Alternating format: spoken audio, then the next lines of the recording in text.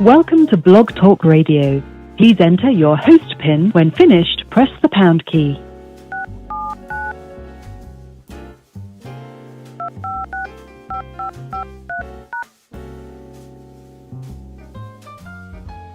The PIN you entered does not match the PIN you have on file for your account. Please re-enter your PIN.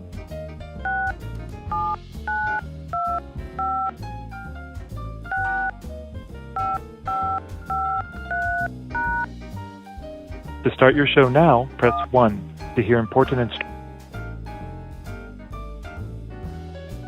Your show will go live in 5 seconds. 4, 3, 2, 1. Blog Talk Radio. Nobody take no cornbread from me.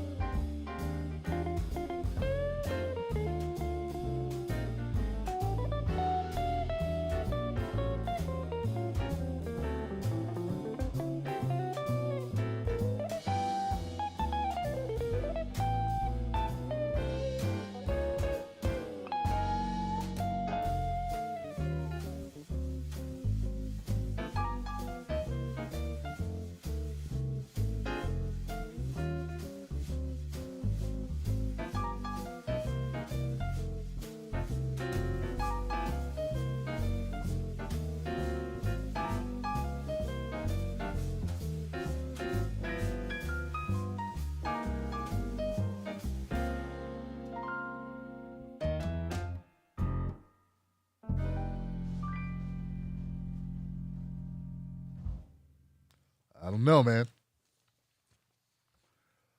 How's it going? All right. Whatever. Yeah, let's do it. What's up? How y'all doing, folks? My name is Tim Black. Welcome to the Tim Black Show. Glad you can make it to your tablet. What's going on, Facebook? What's going on, YouTube? I'm your guy. Call-in numbers on the screen. Because this is Friday. Give it up for yourselves, making it till Friday. Yes. I'll give it up for myself as well. What is going on, folks? What's going on? Are you ready? All right, let me make sure we're live everywhere. I don't want to, use up any of my charisma on just myself. So let me make sure people can hear the show. YouTube, what's up, YouTube? How y'all doing? Holla if you're here, brother. Oh, see, I don't even have it open. Jesus Christ. It's probably on, though. This happens sometimes, y'all. Don't trip. Don't trip. Got a couple people out here. Yeah, there we go. Easy does it. Easy, buddy. Change this thumbnail, man. Jesus Christ, man. Did I download anything? Yeah, I think I did download something. Elon Musk. Put that up there. Yeah. There'll be no death today. All right, so save. Bam, we're in. We got him in the house. Katrina Watson, Lady Jackie in the house. I see you, Sally Thompson. Sign the Times on the moderating. Sirius 76. What's cracking? Diana M16. Over 50 and Fantabulous. My sister from way back, David Melford, Kim. Yes. I got my people up in the house. Tim Black's Wolfpack. Holla if you're here, man. You don't have a host pin. Right. What up, Uli? What up, Brian? What up, Bo? That one dude, man. That one dude. Who did all this messing here? It was that one dude. Yes, the breeze. Hey. Can I also be a mod? Gira. Hey, Gira. Gira likes giving people instructions. Gira, were you a A Catholic school nun or something? You like giving instructions.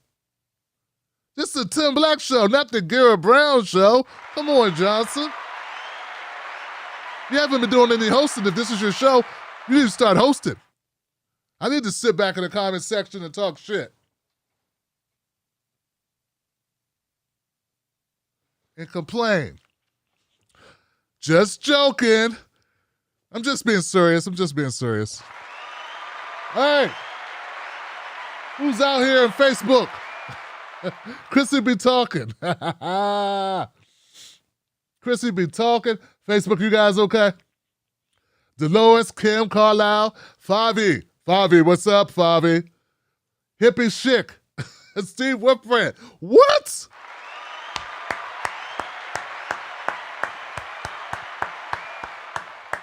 I'm not wearing pants. I can't stand all the way up. The room might get dark all of a sudden. Junior St. Crow up in this joint. What up? What's up, Paula? This whole room get dark. Hit it. You don't understand. Denise, what's up, Denise? Hi, Tim. How are you doing? Denise talk like she's sitting right next to me. Hi, Tim. How are you doing? I'm good, girl. What's up? What's happening? You ain't bringing nothing to drink? Come on now. How you just gonna roll up with no drinks for a brother? This is real life. This is how we do, y'all. Facebook people in the house. Facebook people in the house. Julia, Marcy, what's up? Karen, Amanda, what up? What up, Amanda Lewis? My man Mike holding it down with the moderating. Amanda, holler at Mike and tell him you want to be a moderator. Mike said, man, I got all this smoke, man. These trolls, that just be pow, pow. I'm hitting the trolls, pow. Blocker. Mike be holding it down, man. Give it up for everybody on Facebook. Paula said raspberry and cranberry juice, y'all. Raspberry and cranberry juice. Well, what? Vodka? I'm a grown man now. I do like a little bit of, whiskey, you know what I'm saying? Neat, you know what I'm saying?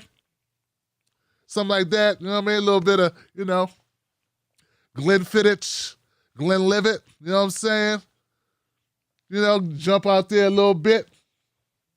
What's that black whiskey joint? Yeah, I might jump on that. I might do a little Johnny Walker Blue. You know what I'm saying? Something, something, a little something. All right, guys. Jameson Blackbird, that's it. Neat. See, what up, Kim? What up, Kim? What up, Kim? See what I'm saying? My people. My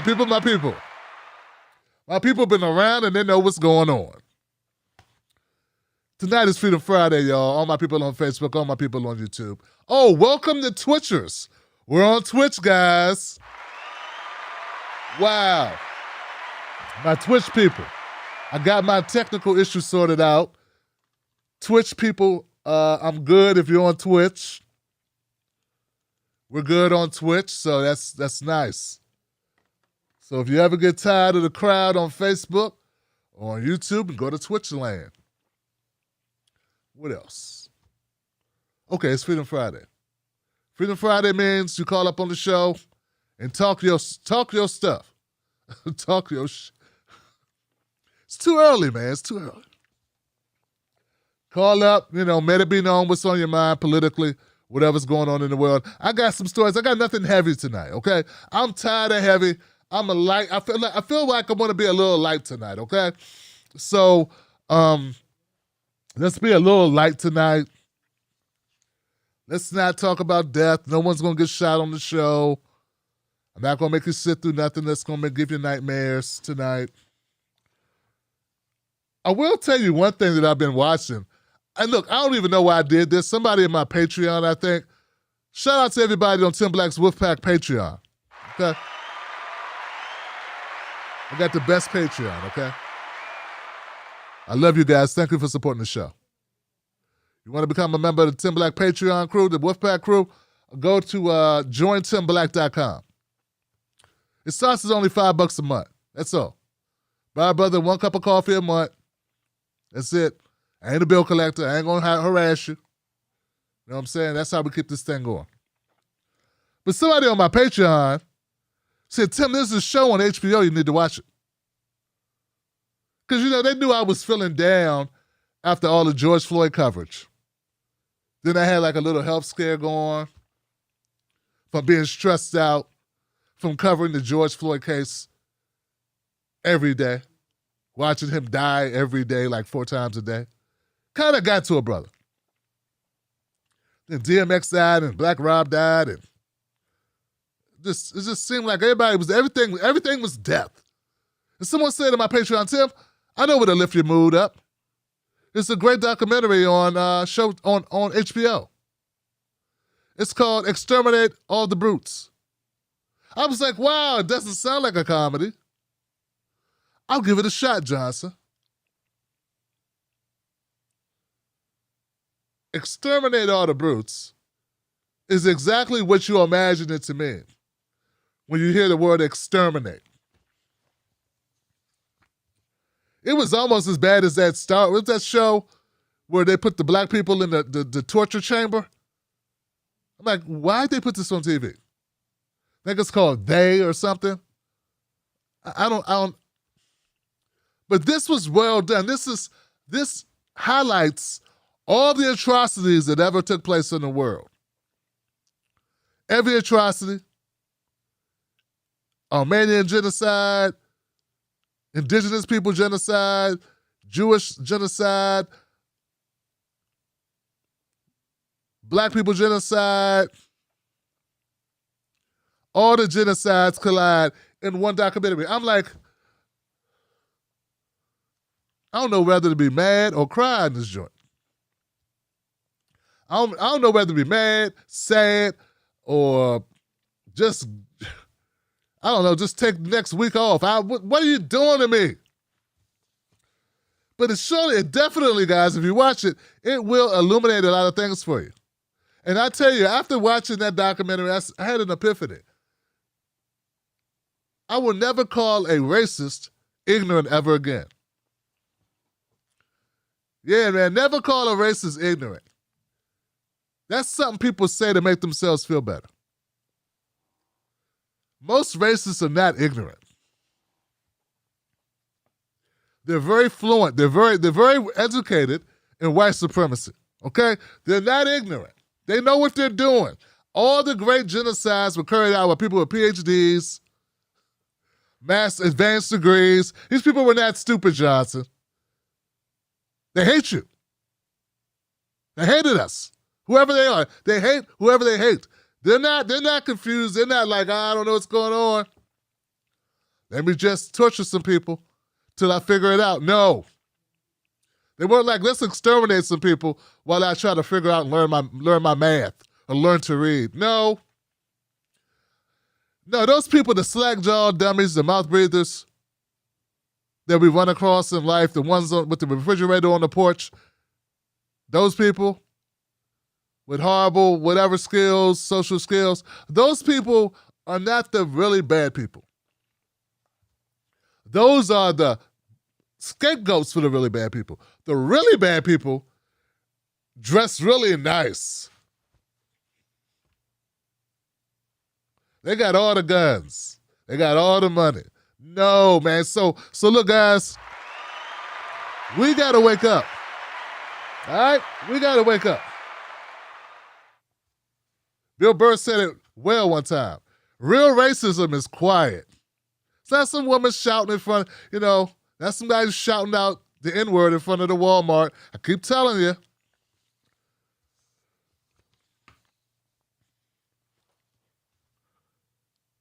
Rough. It was a rough documentary, but I want to thank whoever recommended it because I'm one of those people that believe life ain't always about everything being all sunny. You got to know what's going on. And know what's happened, know your history. So I highly recommend the once again, the documentary's name is Exterminate All the Brutes. It's very much worth the watch. Started yesterday, finished today. 5 episodes. Phone number's up on the screen, guys. Let's go to some stuff now. Let's, wow. Anybody know what yeah, okay. Keisha Lance Bottoms says she won't be running for a second term. It's like a bombshell. Boom.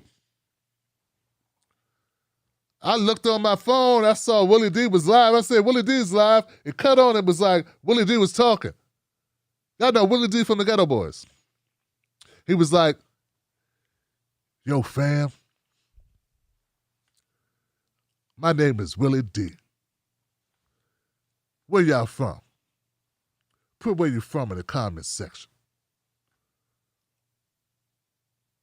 Keisha Lance Bottoms, the mayor of Atlanta. Some say the Black Mecca. She says she won't run for another term. Fam, hit the Cash App.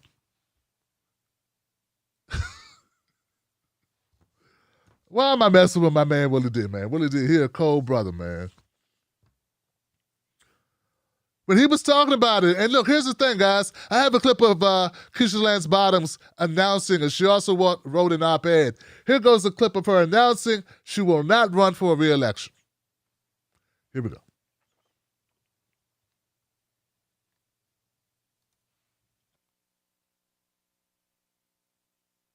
In the same way that it was very clear to me almost 5 years ago that I should run for mayor of Atlanta. It is abundantly clear to me today that it is time to pass the baton on to someone else. I am immensely proud of the men and women whom I have served with. I could not ask for a better team of people who have a heart and a love for the people of this city. Many questions have been asked. Is it something to do with my family? And I've told you all, my husband Derek, who actually came out today. You all don't get to see Derek very much. I always said, whatever you do, I'm with you, just don't mess up my good job. So last night I said, you know, you got to take back over the health insurance benefits. He said, I think I can handle that. In terms of the future, I don't know what the future holds for me. I know I will be mayor until the first Tuesday in January. And what I have always said is that I want to leave the city better than I found it. So I will keep doing all of the things that we have done each and every day. We are going. Okay, give it up for that. Give it up for that. That's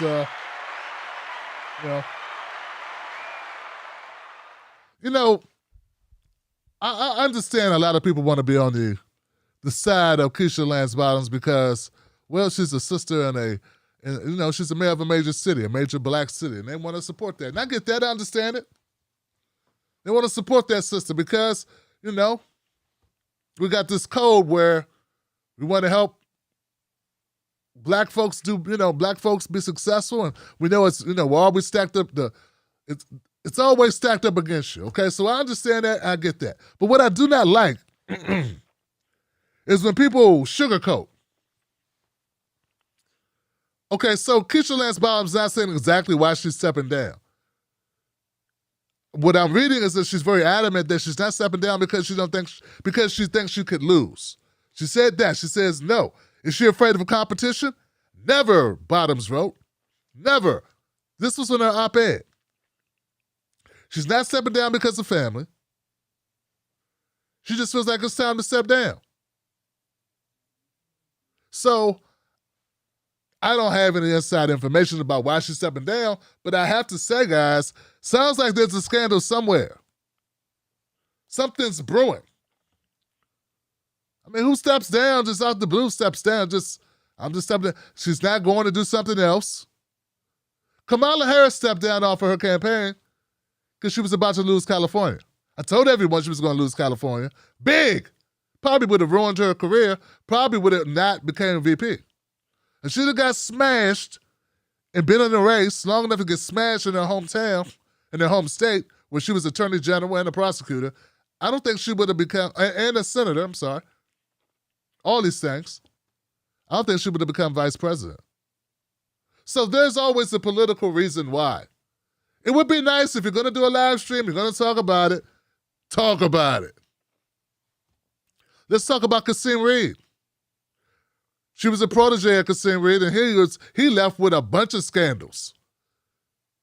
She came in under his wing, and when he left, he had burnt all the chicken up. Extra spicy. Let's talk about the crime rate being through the roof. Okay, there's a lot going on in Atlanta that's not great.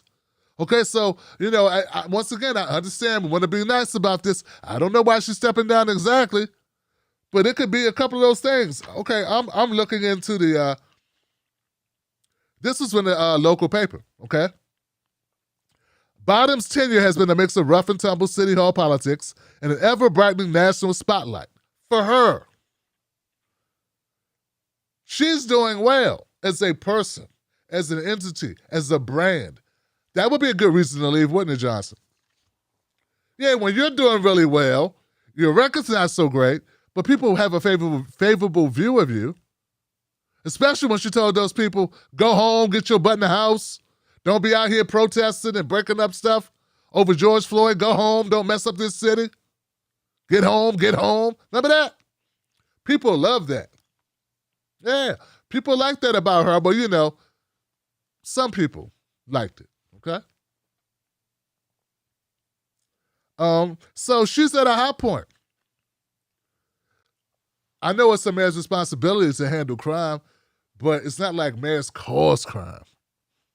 So I'm not saying this is her fault, but what I'm saying is, maybe it's political savvy that's got her getting out of this thing. She wants a career, and it's maybe a hard place to get that done at. So it's hard to get it done there in Atlanta. Is it a hard place to be? I heard that they're like crucifying her every other day over anything and everything because she turned against the police force. Remember when Rayshard Brooks was shot and killed by a cop? She fired the cop. The people clapped for it. Well, a lot of the people that are activists or support of BLM clap for it, but I'm pretty sure the cops weren't clapping. And probably some other notable figures in Atlanta or even as far as Georgia as a whole weren't doing so much clapping. So these are things that I'm looking at, okay?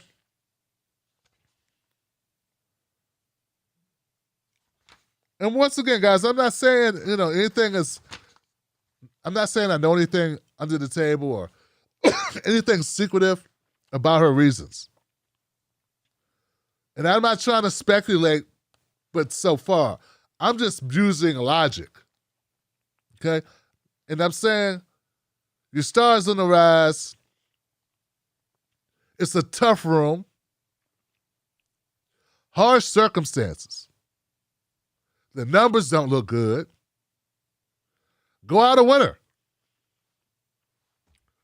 And remember, guys, she came in with a tight margin. Yeah, she came in with a tight margin. Leave on a high note. There it is. Biden was considering her. Remember, there was talk that she may be in the running for the VP slot. Obviously, she didn't get that, but she was in the conversation. Once again, that profile has risen. So, we'll find out. We'll see what we'll see what Keisha Lance Bottoms, the mayor of Atlanta, does. She'll be there till January, not being forced out. I don't want to hear about a scandal. Okay, I'm not saying I don't want to hear that. Look, I would like for her to be leaving because she got a new job, or, like I stated, she just knows, after long consideration, that there may be something better for her in the mix. So, And I know a lot of people have some questions. A lot of people say she's not as progressive as she may appear to be, because people judge progressivism by people's looks or stuff like that, or if you're a certain color, you are progressive. I've heard people complain about her progressive, how progressive she is or not progressive or whatever. So I'm not too privy to her policies as far as how she governs. But I do know that her star has been climbing. So, like I said, we'll be covering this a little bit further to find out what happened. Speaking of stars, Johnson. Speaking of stars. Some people just keep winning. And that's something, some people just know how to win. They know how to hook up the right folks or hook up with the right folks, and they continue to pull that slot machine. Can you believe Dave Chappelle went back on the Joe Rogan show again? I'm telling you, man, it's just money. Clear. Shut up. It's just money, Johnson. It just works. I'm looking at this. I'm like, wow. I mean, it's just amazing. When you got it going on, just keep it going. Why stop? Why stop doing it when you got a good thing going? Keep the good thing going, Johnson. And I was listening to it, and I'll tell you that Dave Chappelle, he's always got great stories. And he was talking about how, first of all, the podcast is 3 hours. So I'm only through the first 30 or 40 minutes, right? But it's really riveting stuff because Dave talks about the Netflix deal, and he talks about how he didn't know it was going to go the way it went. He's glad it did, but he had no idea.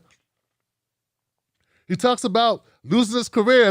He kind of goes in depth about after he left the Comedy Central and 10 years of just being a regular guy, basically, and doing comedy when he could, and raising his kids, and being a husband, and having no idea that he'd ever have a real comeback.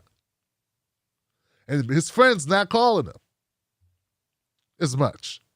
You know what I mean? No longer being a star, having a hit show. And also, he said something was really amazing. He said, one of the hardest parts about losing or not having a show anymore was people would treat him like he was a failure, like he ruined his life. People that he cared about, people that he loved, treated him like he ruined his life. Like, oh God, why did you do that? Why did you leave Comedy Central? You left all that money. What's wrong with you, nigga? What is wrong with you?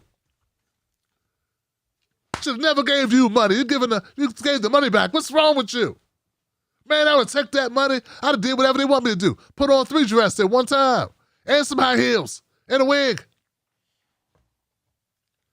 I mean, that's what people do, right? There were people in my life who thought I was crazy when I started doing this. They're like, what are you doing? What's wrong with you? You're ruining your life, man. Now, they're still doing jobs they hate. And I'm making it. Ain't nobody rich, bitch, but I'm okay. The point is,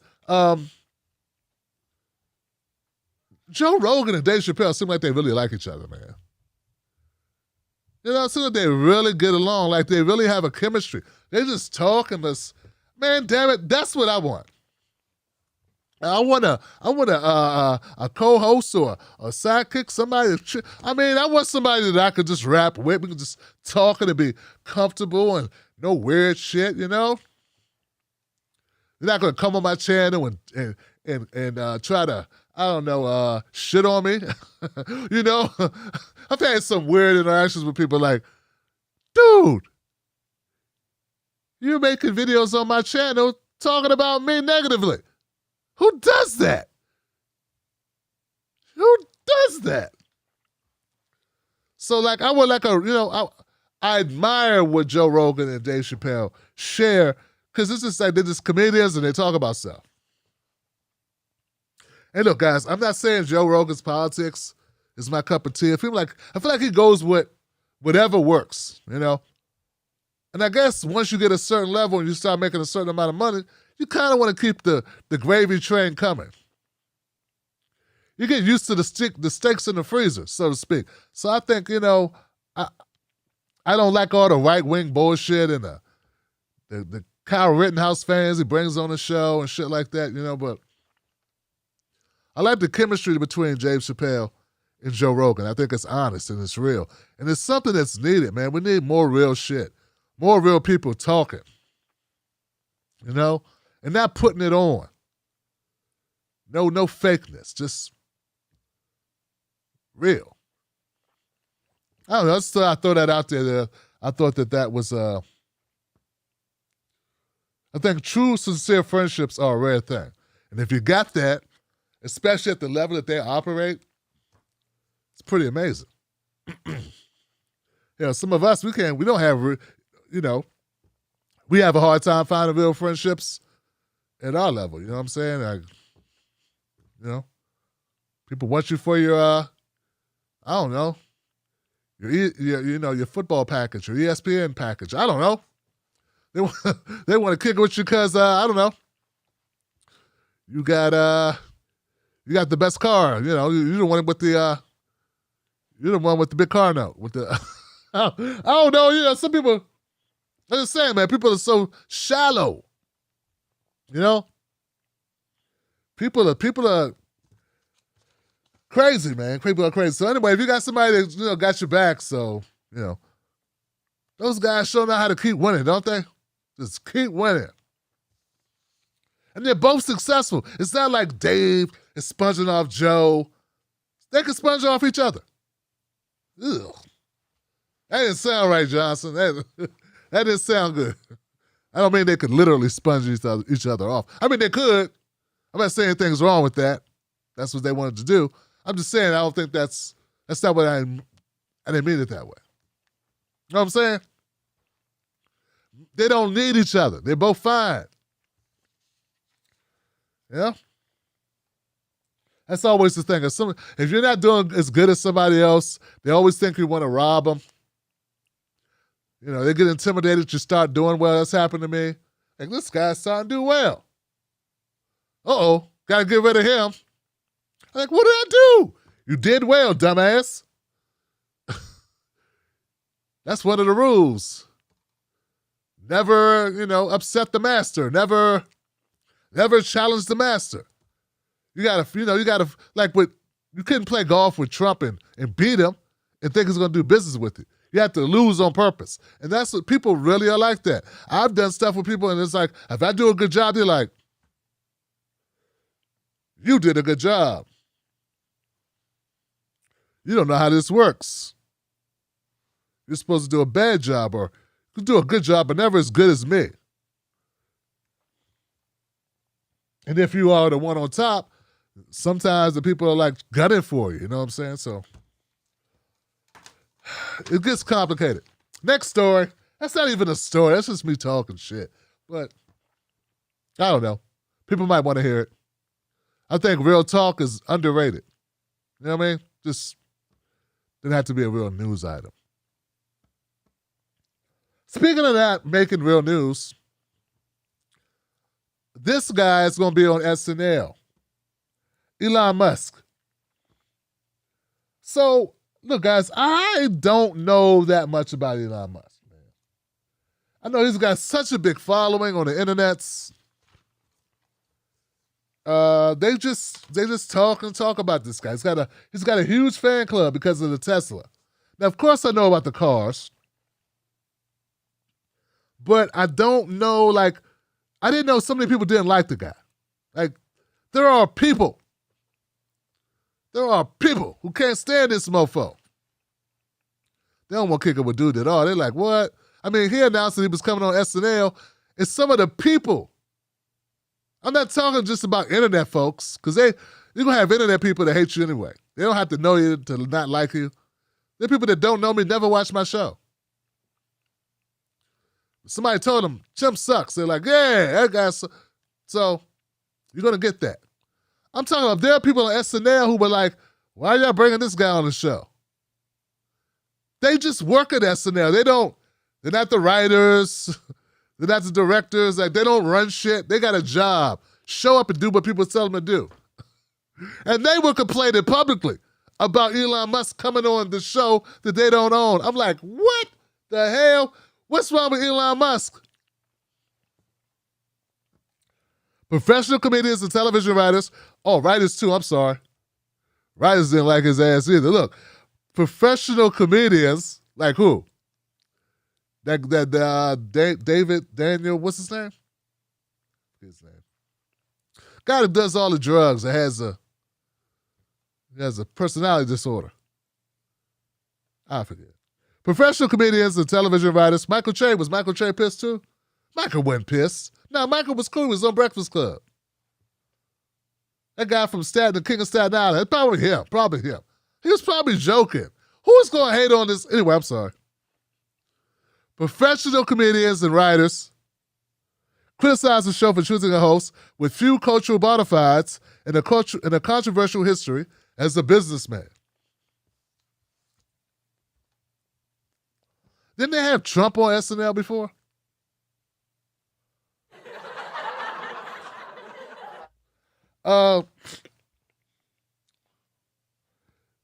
In the digital side of the time, some of SNL's own performers took to social media to express their displeasure, or at least their befuddlement, about Musk's appearance on the show. So here's the thing, guys. Like, I'm trying to understand it. But then as I read a little closer, I went further down the article, I saw saying reasons why people might not like Elon Musk. He and his companies have been penalized for illegal labor policies. What, you running sweatshops? That's what you're doing, Elon? Lucky somebody doesn't run up and throw a can of white paint on his ass.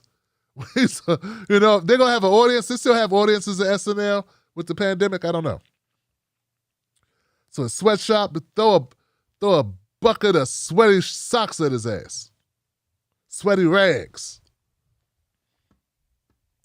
Some of Tesla's products have come under federal scrutiny for their possible involvement in car accidents. Now look, hold on, guys. Now the car accident thing, gotta speak up. First of all, if you get hurt in a car, hurt in one of his cars, my condolences to you. Well, my condolences to your family because you're not here. If you get killed in one of his cars. If you got hurt, I'm sorry to hear that. That being said, I saw one story where somebody, there were two people in a car, a Tesla car, right? It crashed. Turned into a flame or a flame of fire, just a ball of fire, right? Everybody dead. Turns out, both the occupants of the car were sitting in the back seat. Now, I know these cars drive themselves,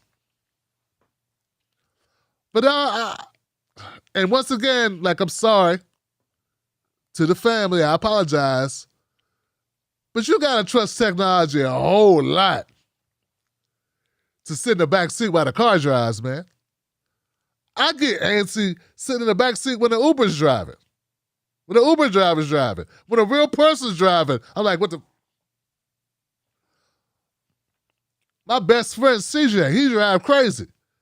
I'm sitting next to him, and I will never fall asleep. Someone's got to keep the dial under 95 with this dude. This guy's crazy. But you gonna sit in the back seat because Alexa wants to drive? Now, that's taking your life, not even in your own hands, in the hands of some algorithm. I'm not saying you deserve to die in a fiery ball of metal and iron and plexiglass and plastics, whatever these cars are made of nowadays. But I am saying you're risking a lot. You're risking a lot, man. What if the Wi-Fi goes out while you're... I don't even know how it works, man. I have no idea how electric cars with self-driving cars work. I don't know what's making them know the road. What if the map gets mixed up? They thought it was a left and it was a right. And I don't know. You know, I get a little freaked out sometimes. I'm using the auto speed limit thing, the cruise control. Like, I'm like, yo, You know, when I hit, because whenever I hit the brake pedal, and it's like, I'm like, I don't know. It's a little weird not to have to do anything. You know? I don't know. I'm used to driving my own shit. I don't want anybody driving for me. I don't want, unless it's Mrs. Black. Mrs. Black, the only person who can drive for me. I'm really comfortable. Actually, I'm not even that comfortable with her. So I'm like, slow down, lady. See, Mrs. Black speeds because she don't think she can get pulled over. Though she gets pulled over a lot more than me. A lot more. Sorry, guys. Back to Elon Musk. Dogecoin.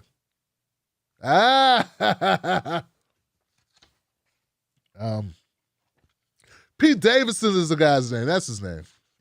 Pete Davidson. What else? That's all I got, man. It's gonna probably make that stock go pretty high. Wish I had some of it. Somebody gift me some Dogecoin. Yeah, hit me up, man. Anyway. Last but not least, we're going to phone calls after this, guys. Don't you like a lighter, softer side of Tim Black? No one died on the show today. Well, hold on. I'm not done yet, so let's make sure.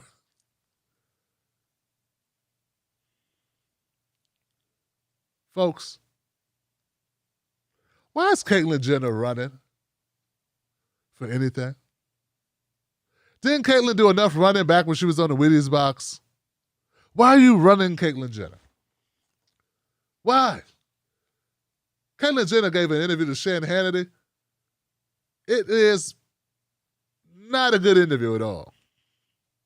Horrible interview. The whole time I'm sitting there like, is this a joke? Cailyn, we already know who you are. Why are you playing around? Come on, lady. We get it. You're famous.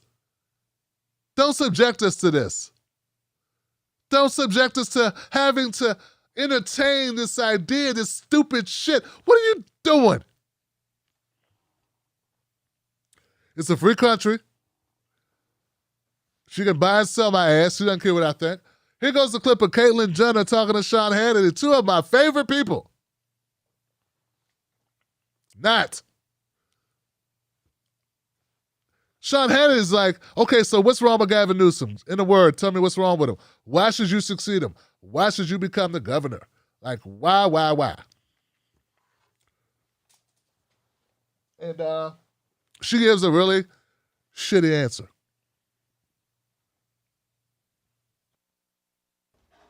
And are you a Gavin Republican Newsom, or Democrat? What I see in Gavin Newsom is a politician up to special interests, makes his decision as a politician in special interests, and the hypocrisy that is going on right now. It's like there's one set of rules for Sacramento, and there's another set of rules for everybody else. Just sounds like she's making it up as she goes. It just seems like someone said, say this shit when you get on the show, and everything will work out fine. And she's just saying the shit she was told to say. He's a politician. No shit. People that are in politics are politicians.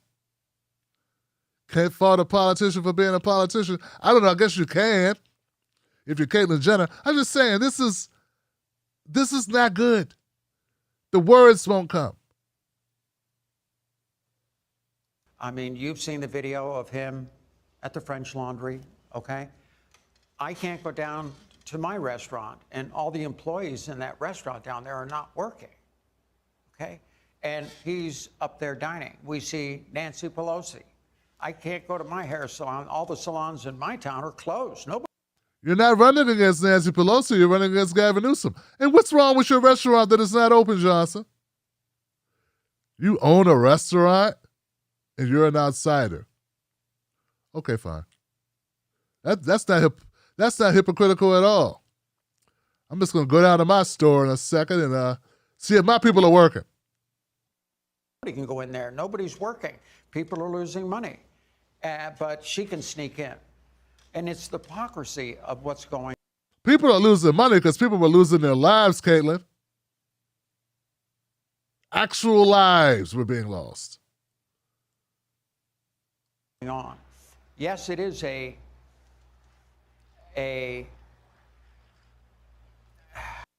What'd they tell me to say again? Shit, I can't remember.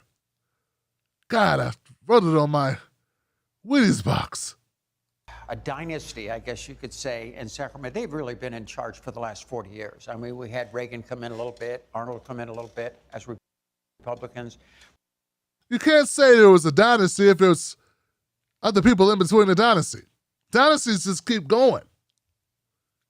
Can't say we had a dynasty and say, well, then, but we had Reagan and we had this other guy, Arnold. So anyway, yeah, I'm not feeling the run here. I'm just sitting there wondering why is she doing this? Like, once again, she's already famous. Oh, I'm sorry, I got one more clip. Let's go to the second clip. Let's go back to back. Back to back bad Cailyn's. Here we go. We need to spend some money to have a fair and equitable immigration system in this state. Gavin Newsom, for the record, he's given $500 checks to illegal immigrants. Yes. Guaranteeing health care for illegal immigrants. Right. He's guaranteeing education for illegal immigrants. It's a big issue. What would you do different? For example, if you could, would you continue building the border wall? I am all for the wall. I would secure the wall. We can't have a state, we can't have a country without a secure wall. Whatever Donald Trump says is what I'm saying because it worked for him. That's all I know. Just say that. Say what Trump said. It was stupid then when he said it. But I'm going to say it too because it worked. People are stupid. You have two questions here. One is stopping people from coming in illegally into the state. And then the second question is, what do we do with the people that are here? Third is, let me try to think of something to say. I can't remember what I was supposed to say when you asked me questions. Hold on, let me throw something. Here's some word salad. Hold tight. Here goes some word salad for you. We are a compassionate country, okay? We are a compassionate state. Some help. I mean, some people we're going to send back, okay? No question about that. But I have met some of the greatest immigrants into our country. I had a guy the other day, and he was Spanish, and I've known him for 17 years. And I said, you know what, come over here. I want to learn something, you know. What is your status? And he said, I've been in this country for 17 years. This is a gentleman. I mean, this is the greatest guy. I want him to be a U.S. citizen, okay? He's an asset to this state and to this country. But he's been trying for 17 years to get citizenship. He says, I'm hoping... Did he come in illegally, or did he stay over?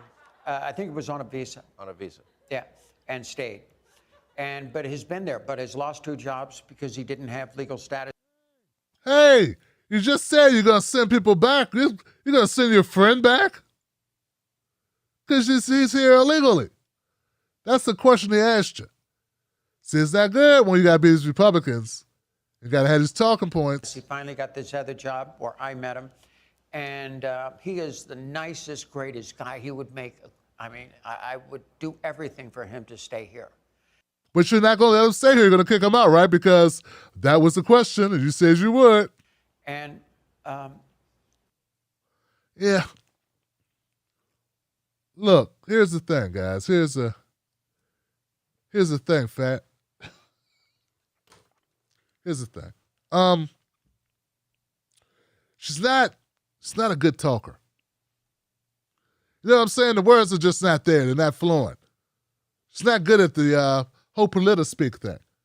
Kind of have to be good at doing interviews and knowing what you stand for and being able to belt that out at will. You know, especially on demand when you're being in an interview on Fox News with Sean Hannity. I'm not saying Caitlyn Jenner is not a good person. She could be a good person. She's not a good driver.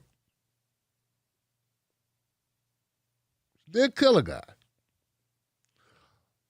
But she could be a good person. She is not a good politician. She's not a good speaker. And this whole thing seems like a joke, Johnson. It's like,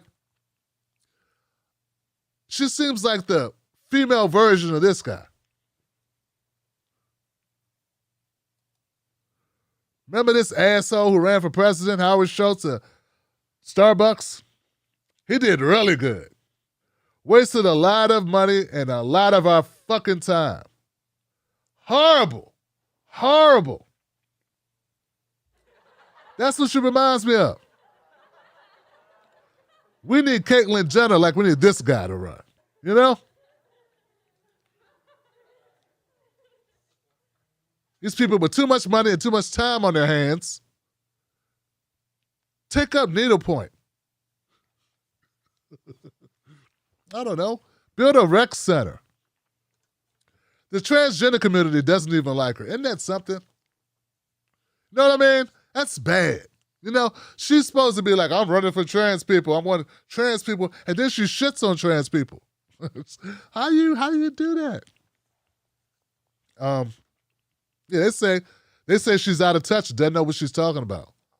This is what I read, Johnson. I'm not speaking for the trans community, but I read an article.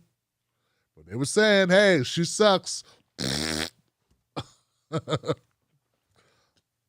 All I'm saying is, we don't need more celebrities that want to go into politics. Okay? Trump slid through. Hey, man, he's got a certain skill set. He knows how to talk to morons. He knows how to get attention. He's not afraid to throw around racist lingo. He's not afraid to piss people off and incite riots and insurrections. Like, that's a special skill set. It's a special blend of what I like to call does not give a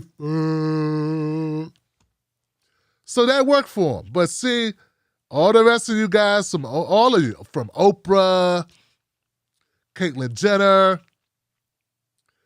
George Clooney, sit down.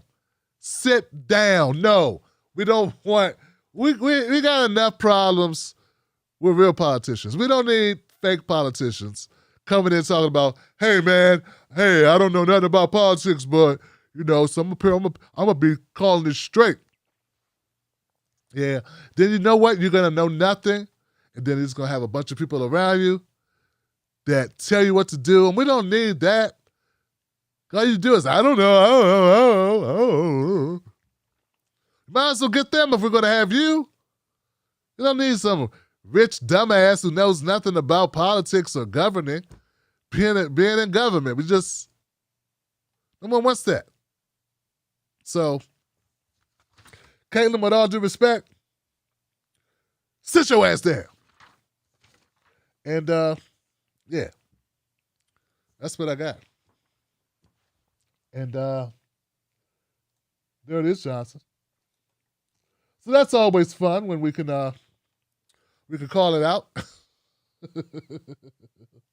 Right? No one cares. No one cares. Like, go tell we don't want. Oh, you thought I was gonna be nice to her? No. We don't need horrible politicians. No harm. No. No. Oh man, they put out they're trying to go after one of Nina Turner's challengers. Now everybody knows I'm a big time supporter of Nina Turner. I'm supporting her in her run. I'm covering her every week. I'm got an update from last night's show. I'm gonna put that out over the weekend. I think it'll be out over the weekend. It's a crowded race in it's a crowded race in Ohio's 11th district for Nina Turner. Like 10 other Democrats are running and 10 Democrats running, 2 Republicans running. They're going to need more seats. Got a lot of people running. They're trying to smear her. And you know they're trying to smear her with? Remember when she criticized Joe Biden?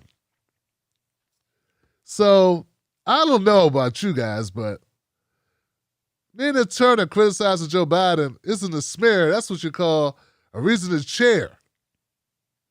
Yeah, like, you're supposed to criticize the president and get him to be a better president. That's what I want my representative to do, is not say, hey, I'm going to go into Washington and kiss his ass, which is what the the competition's saying. So I don't think people know all the competition and all the stuff that's going on in this election. But I'm going to be covering it, man, because these people crazy. I'm saying this. I'm not going to let it happen again where someone I think is progressive, or that I know is progressive, like Paula Swearinger, runs, and I don't do everything on my power to get them elected. I'm going to do everything. I'm going to leave it all on the field. And when Nina Turner gets elected, it's going to feel like we got elected. That's right. All right, guys, that is really it. Let's go to phone calls. We don't need to take a break. I didn't even break a sweat. I didn't talk about anything heavy. I feel light, Johnson. That's a beautiful thing. I don't feel weighed down. You get it. You're like, oh, that's okay, Tim. You don't have to get too serious tonight. Lighten up a little bit.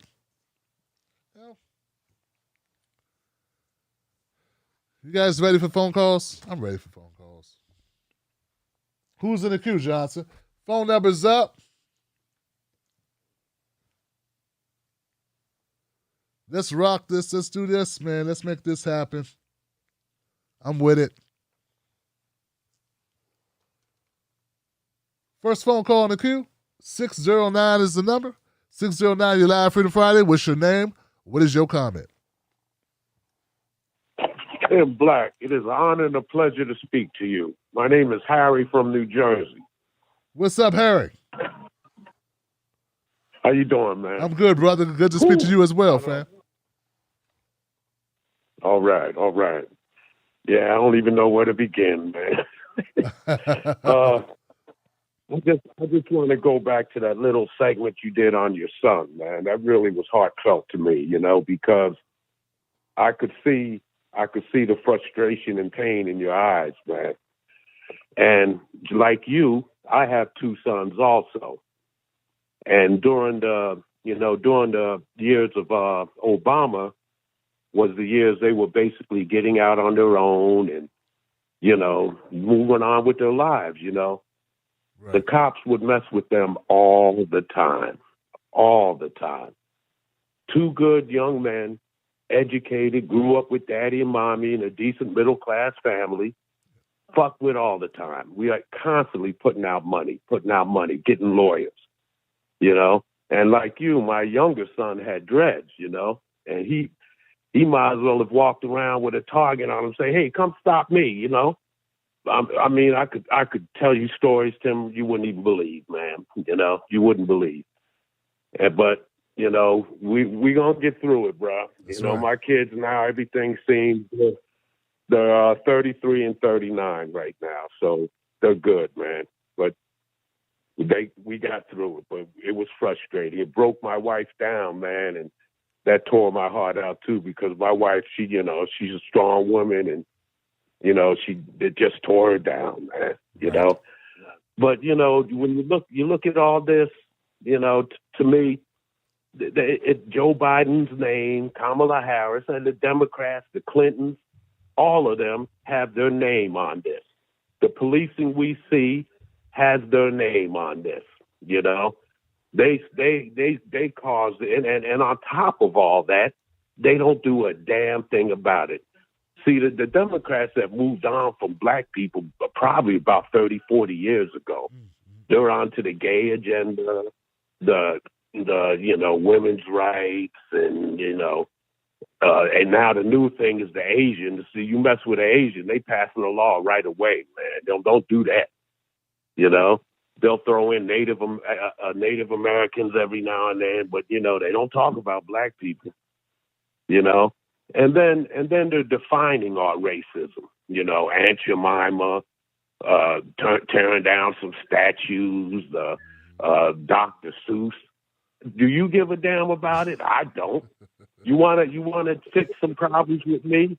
Hold these damn cops accountable. Very simple process here. Have the balls to pass the law to hold these damn cops accountable. Whenever a cop shoots somebody, unarmed, black man, white, whatever, automatically it's under a DOJ and FBI overview. Automatically, And if that outcome isn't what they agree, it goes right away to the federal level, And if they lose their pension. Take their pension, hit them in the damn pocket. Hold them accountable. Very simple process, but all we get is speech and Joe Biden, and barely talking, standing up there. To me, Joe Biden is the biggest racist that's come through Washington since 1973. Wow. He's Wow. been there going after, he is. He's been there going after black people since 1973. And when he got with the Clintons, he had a good ally to pass. Even Reagan was turning down his laws. Reagan, So people can talk about the orange man as this and that. Trump looks like an NAACP member in good standing compared to Biden. And that's just the way I see it. That's just the way I see it. There is nothing that anyone can compare to Biden. Nobody. There's nobody to compare to Biden. And then you add Kamala Harris on top of that, and we're supposed to just ignore all this stuff. Ignore it. Don't look over here. Look over there. And your show you had with Cornel West, and he's talking about Biden surprising. Now I know Tim that Cornel is your boy, man. I understand that. But me, these civil rights activists from my generation, they need to go the hell away, man. We just need some new meat in there, new ideas, new. We've been doing the same thing since I've been alive, and I'm an old motherfucker, and nothing ever happens. And it's very discouraging to me. Nothing ever happens, And, like I said, the way the Democrats are throwing around racism, when I go into a job interview or something, they see I'm black, they ain't going to want to have nothing to deal with me. Oh, he going to get mad and call us racist. Now we got all kind of problems, That's what it's going to come down to, We need to take our votes and re-register as independents. Just take it away from the Democrats. Put all our votes in the independent column. We need to start a movement with that before it's too late, Tim, because the Asians are coming along. The Hispanics got us by about 2%. They're 15%. We're maintaining about 13%. The Asians are coming along, and then with all these open border immigrants coming in and legalization and amnesty and all that, our window is going to be getting smaller for our vote to mean any damn thing. It's time, man. Tim, start a movement. Take our votes. Let's go independent. Don't cost a dime. You want our vote, black votes? We're in the independent column. What the hell you got for us? We got to do something different here, Tim. Well, I hear you, Harry. I appreciate you, man. I got to leave it there, though, brother. I appreciate you. Wow, brother. Wow, brother.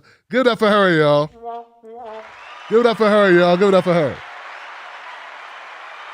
Now, my brother was doing well, okay? He was killing it. And I could feel the sincerity and the realness in this conversation. I always respect the hell out of that, even if I don't agree with everything. I do agree that Biden is very racist. And if he's not a racist, he was doing a good imitation of a racist. He was passing a lot of racist legislation is what he was doing. So I don't much care what your innermost thoughts are if your actions lead to mass incarceration. So I can't disagree. Yeah. I mean, the one thing that kind of stuck with me though is the idea that you think that we somehow, two things. One thing is, man, it doesn't matter if racism exists. It's not us talking about racism. It's not us, somebody have a fear you're going to do something about racism, that you're going to cry racism. No, man, that's not what causes us to be discriminated against. We're discriminated against because they are racist. That's all that is. I mean, there's too much data. There's too much information out there on the subject. Harry is a good name. You got a good name, Harry. Now, if your name was Linnell, Leonard, or Leroy, you might not be doing so well, Harry. If your name was Leroy, or Mark, or I don't know, kindred. You know what I'm saying? Because if your name sound black, they're not calling you in. You know what I'm saying? So, like, these are just the stats, bro. Oh, and someone checked me as well. And I appreciate you sharing the story about your sons. I really do, man. Someone said, Tim, don't call it dreads, call it locks. Dreads is a negative term. I'm like, what? For real? I don't think my son ever told me that, but that's what someone said.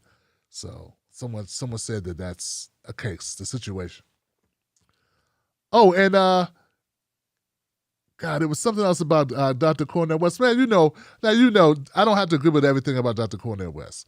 I'm not as optimistic about Joe Biden changing his stripes, right? I don't, but I do believe that there's more to this. And if he does some things, I felt the same way about Trump.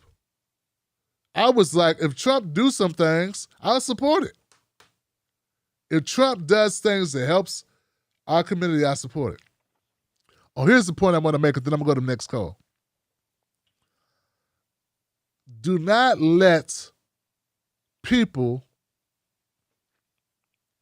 There's something that's been going on lately that I have a problem with, and that is people turning on other people, Native Americans, indigenous people, LGBTQ people, or Asian people, any other people, because of white supremacy.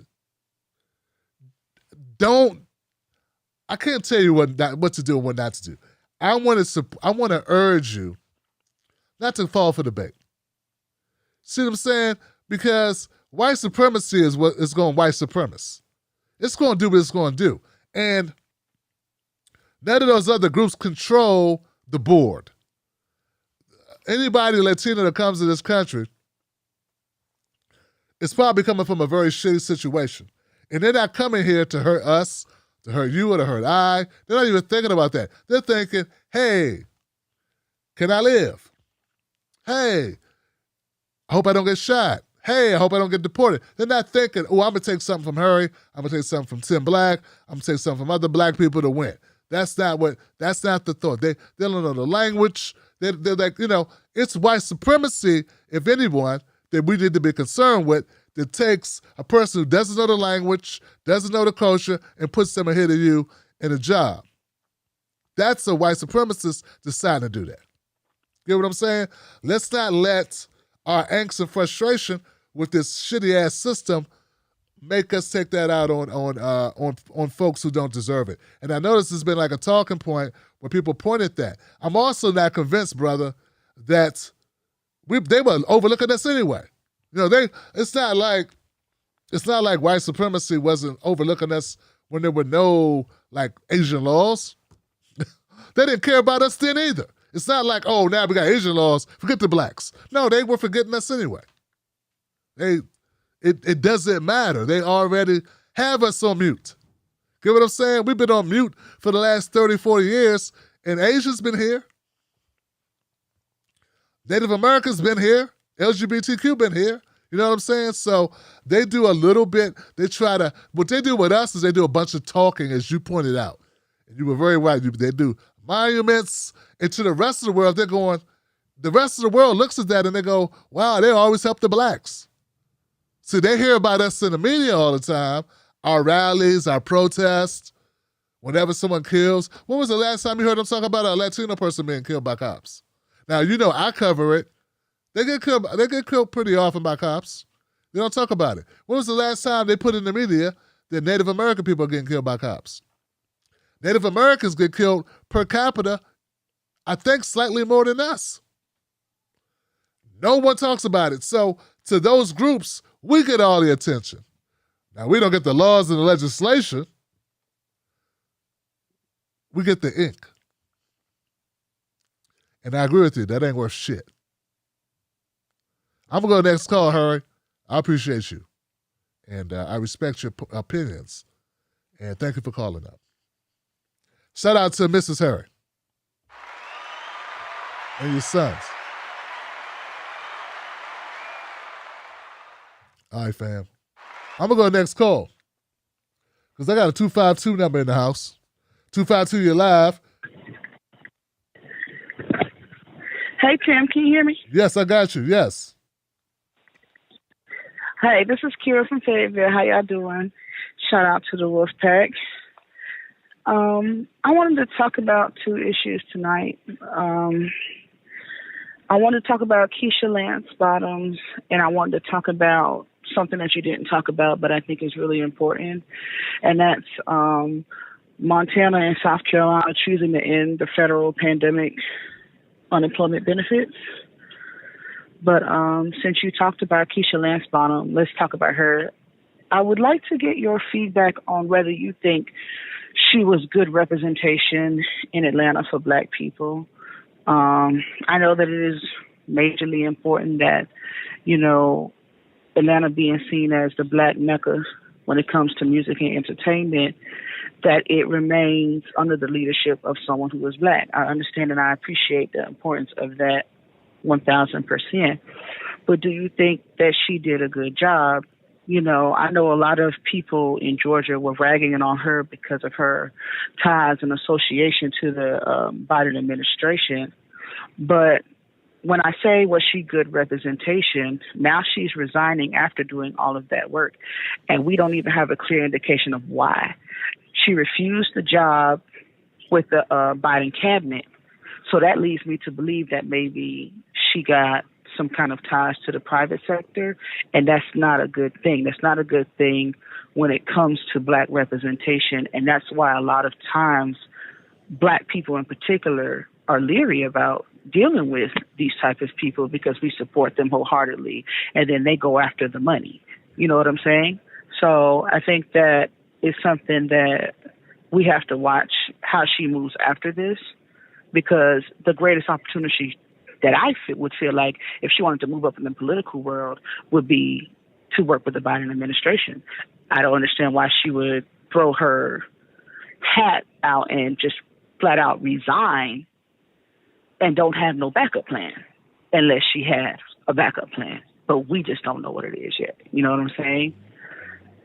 And that leads me to believe that, you know, as we've seen other Black politicians, particularly from the Obama administration, they all end up in the banking or the capital sector, or as in some of them have ended up in the oil and gas sector that are now being recycled back into the Biden administration. And none of it turns out to be good representation for Blacks. It makes us all look out to be grifters of, you know, our own race. And I hate to tie this into what's happening in South Carolina, but then you look at what happened, you know, with a lot of the announcements that came out from our quote unquote Black leaders last week, or was it 2 weeks ago, when they said America wasn't a racist country. And then you have to look at, okay, now you have South Carolina becoming one of the first states to say, okay, we're ending federal pandemic unemployment benefits, and here's why. Who is that going to affect?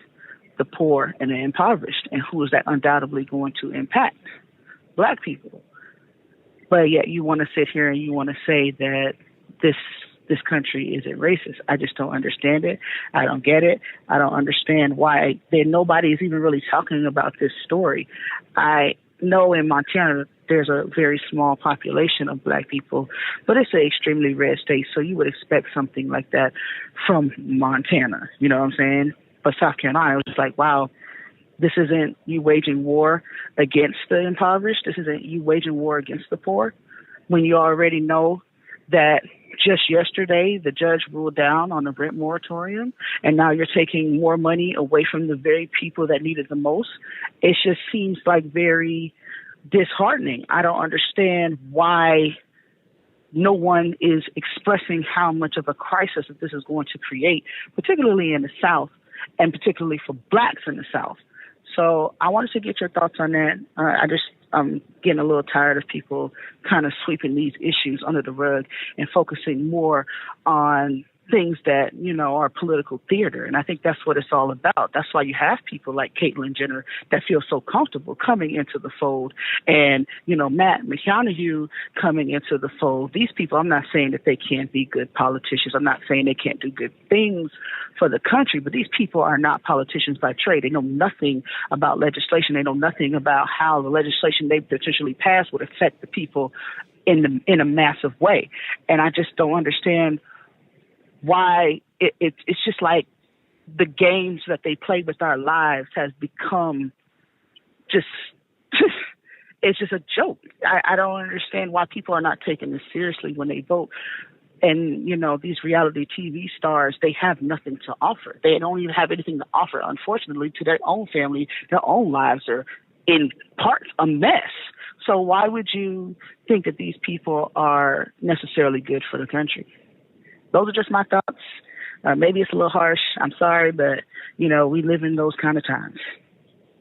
Thank you for letting me speak. Give it up for Kira, guys. Well, I'll say this, man. I don't think these are unique situations. It's not unique that we have celebrities that try to stick their toe into politics. I mean, Trump talked about it for 25 years. People forget that he was always talking about running. We've always had celebrities talk about running for politics or running. So that's the Caitlyn Jenner shit. That's a cartoon character. That's a joke. That's a game. And but you got to take it seriously because people hate politicians so much. People are so frustrated. You saw what happened with Trump. But I don't think that has to do with coverage. I think this has to do with people think if they're popular, why not run for politics? I mean, we had Ronald Reagan as a president. I mean, come on, this is America. That's what we do. We made the Kennedys celebrities. They more celebrity, more like royalty celebrities. Before there was reality TV, it was like we had the Kennedys. So like that's what we do, man. And so it's I don't think that's indicative of particular coverage. It's just shit. Our system is shit. I get your point. I'm always careful to single out black people and say that black people are the problem. And that black people in their we've had one black administration ever to ever speak of. And I'm really hesitant to say all these black people from the black administration went and made black people look a certain way. I mean, these are careerists. They're careerists. That's what careerists do. There's been a whole trail of white cabinet members and white administration members who go and do the same shit. Why would you think black careerists wouldn't go career? I mean, come on, man. Anthony Holder? Dude, I mean, sister. Come on, now. Like, what'd you I don't expect anything of these guys. To find a politician that's not a careerist is a good thing. You know what I'm saying? But most of them, I don't. So that's sort of like kind of like that's how I see it. And then we can have different opinions on that. I'm not saying it's good. I'm not saying it's okay. I'm saying that's what politicians do. I grew up in D.C. I've worked in D.C. and government agencies in D.C. These people play the game, man. That's what D.C. is. It's the entire system is people playing the game, people shutting up and doing what they need to do to get ahead. People always looking for the next rung. I've heard different stuff about Keisha Lance Bottoms. I've held my fire on Keisha Lance Bottoms because I haven't had a steady stream of like real information on her. You know what I'm saying? But from time to time, I know some people in Georgia who had their doubts about her. Now, it sounds like you heard some good stuff. And maybe she's even for the private sector. I don't know, man. Maybe being a mayor's hard. You know what I'm saying? Like, I can only imagine that it's a difficult job. You know what I'm saying? People were saying, I remember when she gave that speech, when she shut down the protests, and I feel, okay, you don't want people to get hurt in your city. But I remember people coming to me saying, Tim, you don't know this about her. You don't know this about her and that about her. And I was like, wow, I'm getting all this negative information about the politics in Atlanta, about ownership, who really owns the businesses in Atlanta that she was protecting. And all these things I was hearing, and I didn't really comment on it. You know what I'm saying? But to your point, like, I get it. I just don't think... I don't know, man. I've worked in D.C. so long. I've worked around political people for so long. When I find somebody I think is special, I fight for them, I push them, I support them. Because it's so rare. Like, that was like the last thing I thought I'd ever be covering, Kara, is politics. I was way worse than you. I ain't believe no politicians. You couldn't convince me of anything political. It was people on my show or people that watched my show, who called my show, who got me to even cover politics. Because I'd rather cover other issues. I looked at it like a destroyed room that a bomb hit, and it'd be better not to go in that room, just lock the door. Get what I'm saying? And so we differ on a couple things about, here and there, but yeah, man, like, that's okay. So what? I think you're sincere. I know I'm sincere, and I think you're sincere as well. So it is what it is. But I think at the end of the day, we want the same things, which is a better country and better lives for Black folks, and our votes to actually make a difference in our lives. And as it stands, our votes don't make difference. None of our votes make differences in our lives. I don't think it's just Black people's votes that aren't helping them. It's not helping white people either. It's not helping Latinos either. No one's being helped. We're all being screwed at the same time by different people, or even the same people. You get what I'm saying? So that's why I'm kind of like, because I see the whole system as the problem. And how else could it be this bad unless they want it to be this bad? South Carolina, I did not know about South Carolina. Now, I knew about I thought that was Texas with the evictions that I just covered.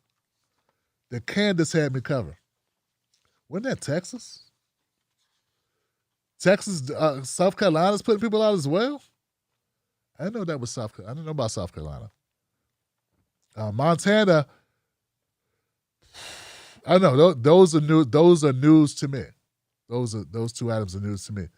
But that's my response. That's all I got on the subject. Just my thoughts. Let's go to the next call. We got a 310 number in the house. 310, you are next on Freedom Friday. What's your name? What's your comment? Tim, good afternoon. Or good evening. This is Smooth. Smooth, what's happening, brother? How you doing, man? Hey, man, you having a real good show tonight, dude. I went back into your archives to listen to when you was doing Women's Week. And the doctor that you had on there, that lady? Dr. Dooley. She had nothing but fire, man. Yes, Dr. Dooley. She was on fire, So, again, here we are, almost 6 months into the Biden administration, and we see that people are still vacillating on this fence with him. And yet you still see these Trumpers, as the lady just mentioned, that are still following this guy. This man would have had everybody in the United States dead with this vaccine rollout. I think Biden is doing what he's supposed to do. He's supposed to try and get these vaccines into people, because that's the only way we're going to be able to combat this enemy that we know nothing about. And now let me speak on Cailyn Jenner. This person has lost their ever-loving mind. People in California, and you might have even said it yourself, they're Fruit Loops. You cannot put this person in office because you think Gavin Newsom was out eating somewhere. Who gives a shit? At the end of the day, California is the only state that has a positive outcome with this virus. We're in the yellow as of today. But yet you want to try and crucify this man to put a Republican in California. We're the state that has surplus of money. And you want another Republican in here to put us in a deficit? Because the first thing she's going to do is give tax cuts to the rich so they can come back to California. I say the hell with them. They don't want to put any money. They don't want to do anything but get perks. They want to go around the state and get everything free. The hell with Musk and the rest of them knuckleheads. Spend that money. You don't even want to. They don't even want to pay their employees, man. You know, Kroger, the largest chain of food grocery store in the nation, is out here shutting down Ralph's and Food for Less because they don't want to pay the essential workers the $4 on top of what they make right now for the next couple of months. It is absurd, man. And one thing I can say about your show, you put light and truth to everything that's going on out here, and I appreciate it. Man, you just don't understand, Tim. People do not get this information that you putting out here because you can turn on the TV to any of these news channels. They will not be talking about any of the things that you're talking about right now. They don't even discuss it. Only thing they want to show on TV and the news is who's getting shot, who's running up and down. We got a car chase. I don't want to watch a damn car chase on the news. That's not doing nothing for me. But yet, let me say this. With the the way people are attacking Asians all of a sudden makes no sense, man. I could not believe. I'm hoping that I'm wrong, that this last incident that they are talking about, I hope that wasn't a black guy that stabbed them two women at the on Market Street in San Francisco. Because that, to me, that is doing exactly what Trump wants you to do. And Trump don't give a damn about black people. He don't give a damn about nobody. Sorry about cussing, Tim. But at the end of the day, I just hope you continue to do your job, man, because this information that you let us have, the Wolf Pack, and anyone else that tunes into your channel, they're not going to hear it nowhere else. They got to come to you. They got to come to you. I just hope it expands and puts you on a higher level because you do your job, and I will always be a Wolfpack member. Thank you so much, Tim. My brother, man. Thank you, brother. Thank you, Smooth, for that, man. I appreciate it, man. And that phone line is going to stay open to you and Kara and the whole crew, man. And I appreciate it, and Harry as well, you know. And this show is great because of the callers as well, man. Without the great callers, I want to shout out all my callers, man. Without you guys, this show would be boring as hell. Nobody's sitting listening to me for 3 hours, man. You know what I'm saying? And to bring up stories and issues that I missed in the news that I didn't get to. Yeah. So,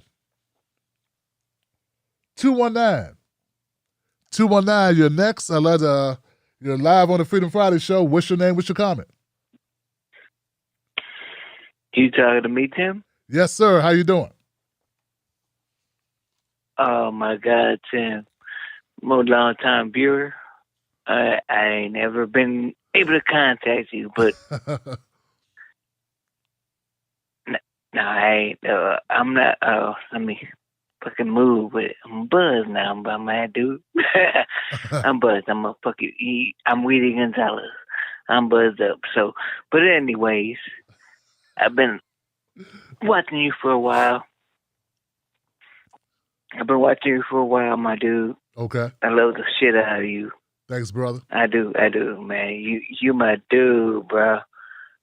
I appreciate the fact that you you one of the only people that have ever, you covered Adam Toledo. You've covered the other guy in California.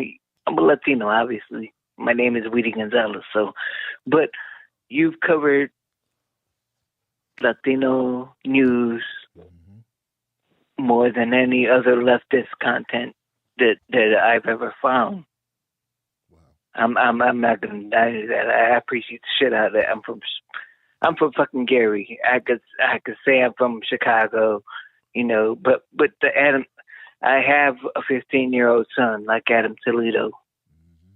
I'm from Gary, Indiana, but if you look on the fucking map, I'm fucking 20 minutes away. Oh, I'm sorry. Let me stop cussing. I'm 20 minutes away from Chicago, but Gotcha. you know, I feel all that. I feel it, man. And I really appreciate you, Timbo. I'm a long time viewer. I've been subscribing. You know me. You know Weedy. I'm sure you've seen me in your comments. Weezy mixtape. You know how I feel. You know how I feel. Yeah, Timbo. brother, yeah. Nah, man, but I just really appreciate it. I agree a lot with, I believe it was Harry earlier. I agree about 85% of the comments, but me being from where I am, from Northwest Indiana, the Chicagoland area in general, he has to realize that Latinos in this area and black people in this area have to unite as one, just like Fred Hampton did. I'm from Chicago, or the Chicagoland area. I know about Chicagoland. Fred Hampton was trying to unite a lot of people. Right. That's what Fred Hampton was about. He was trying to unite the poor white people, the poor Latino people, and the poor black people into one. It was a class struggle. It was a class struggle with Fred Hampton. That's what his whole thing was about. Yep. We all have to unite as poor. No, we have to unite as poor people. That's right. Absolutely. That's what it's about. No, it's absolutely. It's poor whites, it's poor Latins, it's poor blacks that are struggling. That's what this. People want to bring it down to just race things. It's not just about race. If you ever listen to Fred Hampton was killed at 21, 22 years old. He was a young man, but he understood something that people. You're an older man, just like I'm an older man. I'm 36 years old, Tim. You're a young man. He was a young man, and he understood that it was about the class struggle. It's not just about black, white, and Latinos. It's a class struggle. We all need to unite. And I love you, Tim. I swear to God, I do, man. You my dude. Hey, look, man, I love you back, brother. Hey, look, thank you for calling up, man. I appreciate you, and much respect, and shout out to you, man. And thank you, Weezy, man, for acknowledging, Mr. Gonzalez. Thank you for acknowledging, man, that my coverage, because I get crickets, man. When people talk about this show outside of my wolf pack, in the broader, like, leftists, all I hear is crickets. It's like I'm the only one covering this stuff, and they make, and how could I not cover Adam? How could I not cover Mario? There was a young kid I covered named Andy Lopez. That was the first Latino cop shooting. Young kid, he was like 13 years old, man, had a BB gun. Cops shot him on sight.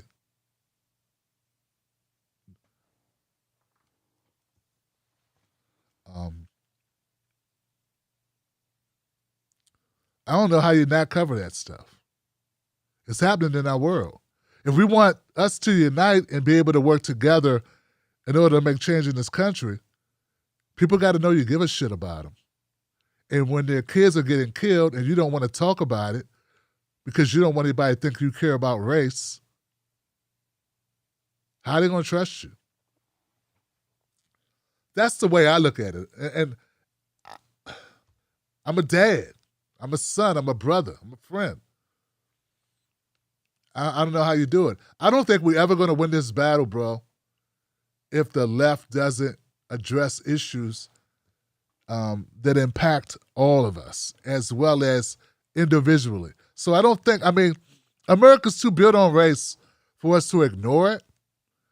Black people have been at the bottom of this racial situation in America for as long as we've been in America. So you can't tell black people it's not race when just up to 65 we weren't able to vote because of our race. You know what I'm saying? They discriminate against us now. Not because we don't know the language, because we're black. Not because we don't have the proper credentials, the proper, paperwork, because we're black, dude. So to say race, is not, don't just focus on, well, that's the thing they use when they discriminate against us. You know what I'm saying? And, but you can look at race, I can focus on the racial aspects of things, but you can also focus on class at the same time. I don't think you can separate the two. I think you have to deal with reality of what's going on in all communities. And with black community, you got to deal with that because that's the history of being black. Black people should not suppress the shit that's happening to them that's discriminatory because they're black. But we should all unite because this shit intersects. We start talking about money. We start talking about healthcare. Latino people dying like shit too in the COVID. Indigenous people dying like shit too behind COVID. Who do you think's losing more jobs? Did most Latino folks have jobs that they worked remotely, or did they work in jobs that they had to be in person? I think most of the Latino folks probably worked in jobs, persons, retail, things that put them. So a lot of them, like Mario, lost his job, bro. Mario Gonzalez, depressed, put on weight, start drinking. Cop kills him. They kill him. They suffocate him to death in an adjacent neighborhood to where he lives. Just to clear his head, he went to the park, had a couple drinks. I don't need to, I know you know the story. So that's how I see it. I think we can deal with all these issues. And everybody needs to understand what you're going through, what I'm going through. White folks we need to understand what white folks are going through. White folks getting screwed too. I think some white folks got a false idea of how America works. America hates you too.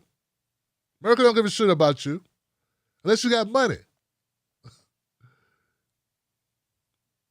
America hates us more than it hates poor white people, but it hates white people too. And the prison industrial pipeline or the prison system will eat us all. It don't care. It's not like it's spitting out white people. It chews out white people too. Hopes, dreams, ambitions, all that, chews that up, swallows it. Just like black people. So we all have a common goal, right? We got a common enemy and a common goal. The 1% and the corruption in our government. And that's why, I don't know, man, I'm hopeful that people are going to continue to wake up. And when you got horrible leaders in there, that makes it a little bit easier to wake up. So, anyway, I'm going to go to the next call, fam, but I'm glad you called in. Respect. 504, thank you for holding on. You're live, Freedom Friday. What's your name? What's your comment? 504. You're live. I can't hear you. 504, you're on mute. All right, 504, I guess I'll go to someone else. You didn't want to talk today. You didn't want to talk today, 504. Okay, 561 is in the house. 561, you're next. Welcome to Freedom Friday. What's your name? What's your comment? Hey, Tim. Hey. Hey, Tim. This is Ty. Ty, my brother. What's up, man? Hey, I got a comment to make tonight, and I want to preface it with, I'm not trying to equate my experiences with any of the atrocities that have happened that you cover, from Michael Gonzalez, George Floyd, to Freddie Gray, to Tamir Rice, any of them. I don't want to say that my situation is as bad as theirs or anything like that, but I want to tell a story about something that happened to me just a couple hours ago. It happened tonight, and I think it kind of ties in to the situation. I go to do a job tonight. It's dark. It's a guy there. He's with his wife and his mother-in-law. Mother-in-law is very elderly. She's got a walker. Can't walk too good. She lost her keys at Walmart. I'm there to open the house for them. I'm there for a few minutes. Small talk with the guy.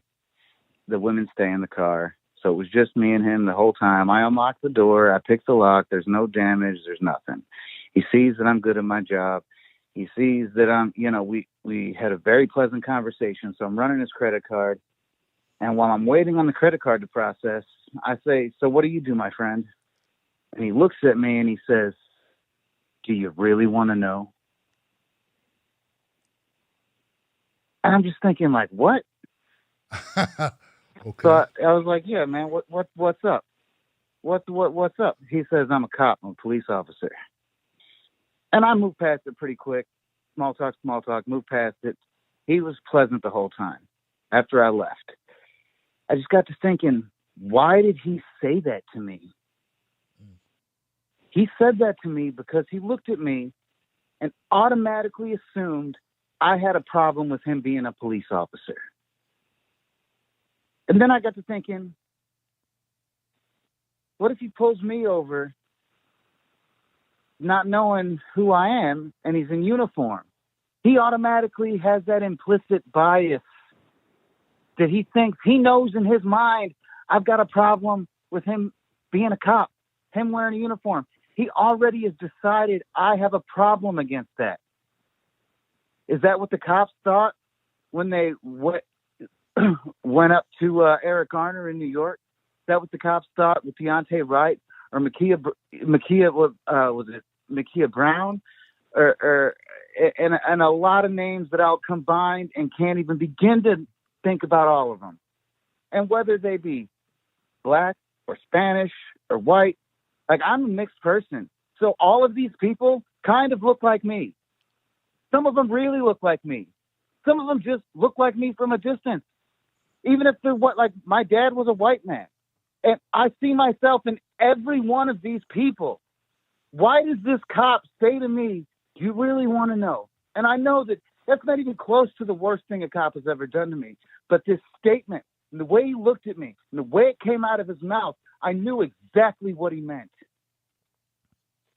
And I don't mean to treat this like a therapy session. That's not my point. I'm sorry if it comes off that way. Not my point. But I hope, I just wanted some feedback. Am I on the money? Am I completely wrong about what this cop meant? And then he mentions to me he was an officer for 37 years. He's an old veteran. 37 years. You train officers when you've been on the force that long.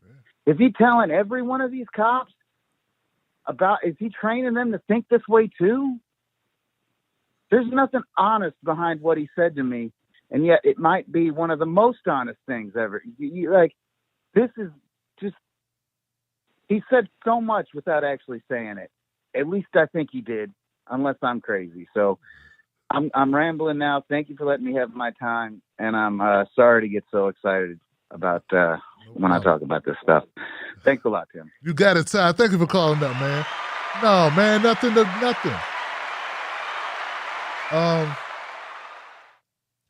No, Ty, first of all, thank you for sharing your story, bro. And it's no problem, man. People share personal with things that happened to him. He's a real person, and it's interesting, you know, to hear what's going on.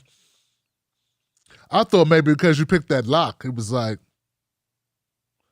you know, you may be in the system.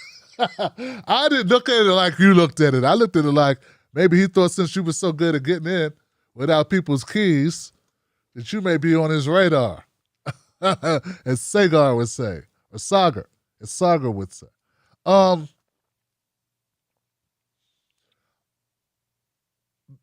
are not the only profession that's under scrutiny.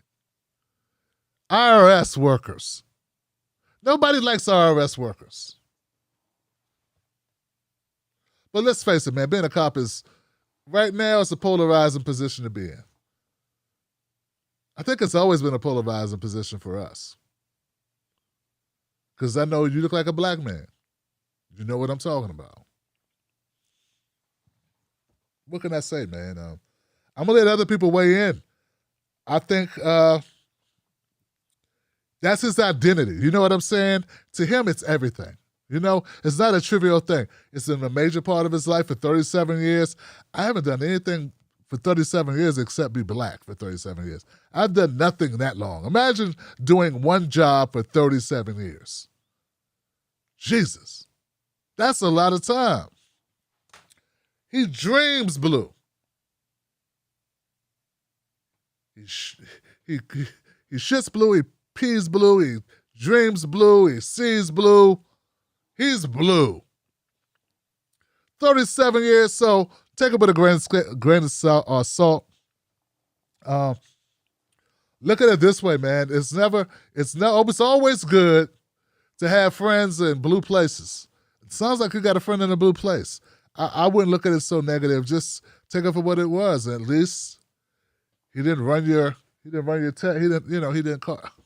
I don't know. He didn't call a friend to run your tags, did he? I don't know. I'm going to go next call, Ty, but thank you for calling, brother. 573, you're live, Freedom Friday. What's your name? What's your comment? Hey, Tim, what's up? This is Luke Kane. Luke, what's up, man? All right. I'm on tangent, but it's been a long minute going on. Like, we got Tim Scott, Daniel Cameron, and Ben Carsons and such, and Juan Williams at Shark Mouth, Bama, who just never gets tired of being wrong. Then Robinette and Kamala Khan sat up there and said America is a racist country when we literally have corporations that are built on the bones of the indigenous people of this land. Like, this country is literally built on genocide and enslavement, and it continues to subsist on the descendants of those crimes against humanity. So the audacity of these people to sit there and fix their mouths to say America is a racist country. We already know what time it is with anybody who says that, and I think we do ourselves a disservice to continue to give these black quote-unquote leaders the benefit of the doubt. Like, this is some talented temp shit. At this point, like, it's been, and that's really all we get in terms of representation in most political offices. So that's why I do support Nina Turner the way that I do, and people of that ilk or of that vein, where authenticity is their currency, not political capital. Not careerism or whatever. And it's crazy how Tucker Carlson, this dude gets to tell 3 million old white people every night thinly veiled incitement to racist violence, and it just gets a pass. Just gets a pass all day, every day.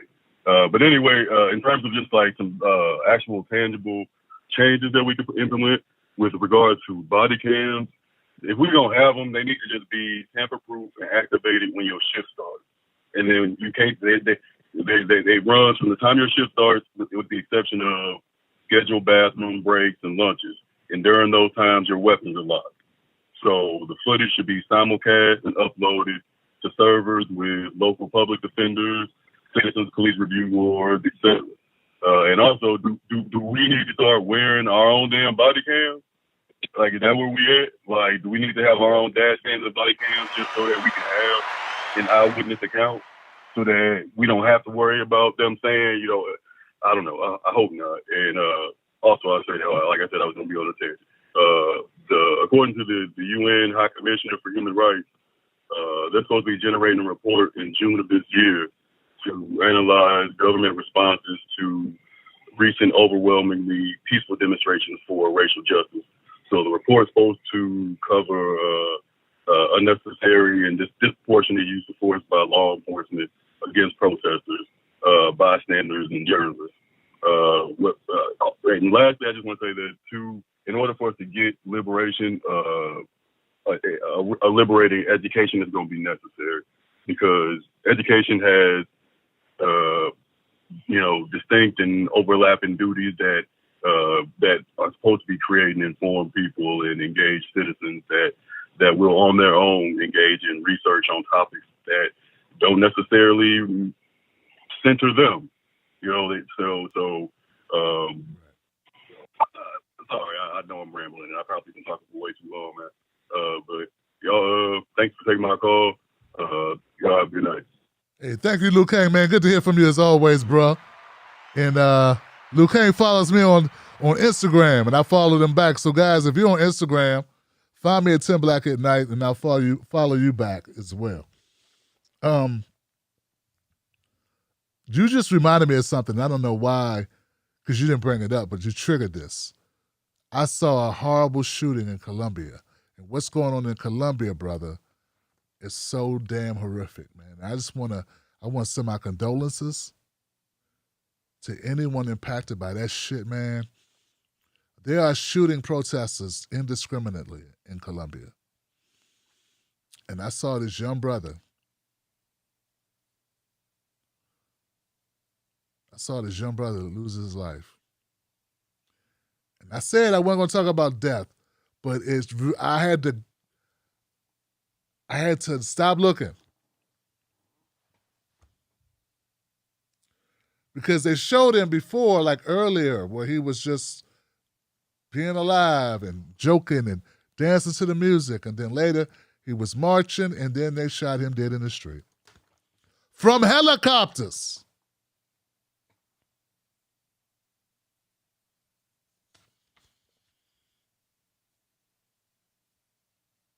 Shot that beautiful brother dead, man. Luke Kane says, do we, look, I like what you said about body cameras, that they need to be self-activated, automatically activated. I love the idea, brother. We need to have criminal investigations, outside investigations by impartial parties. That's how we got Derek Chauvin. And yeah, damn right we need body cameras. You and I need body cameras. Better have one than not have one. I'm going to put one in both our cars. Me and Mrs. Black going to have body cameras. I work so much I hardly ever go out, man. Like I'm rarely out, man. I got so much going on, man. But Luke Kane, man, thank you for the call, man. And thank you for supporting Nina Turner, man. And yeah, I believe that she is not token. I believe that she means what she says. And she's a fighter for the people, so that's why I support that. Let's just support her and let's help her keep it up. Keep doing what you do. Let's try to multiply that. I got a 707 number in the house. 707, you're live. What's your name? What's your comment? Tim, this is Gabe calling from Northern California, brother. How you doing? Man, I'm doing excellent. How you doing, fam? I'm all right, man. I cannot believe that I can hear you right now, man. I'm out here working. We just put a bunch of plants in the ground, you feel me? And it's just that time of the season. And so I'm out here surrounded by giant redwoods in the middle of goddamn nowhere, and I somehow have service enough, and I'm blessed to be able to hear your show tonight and to get to participate a little bit.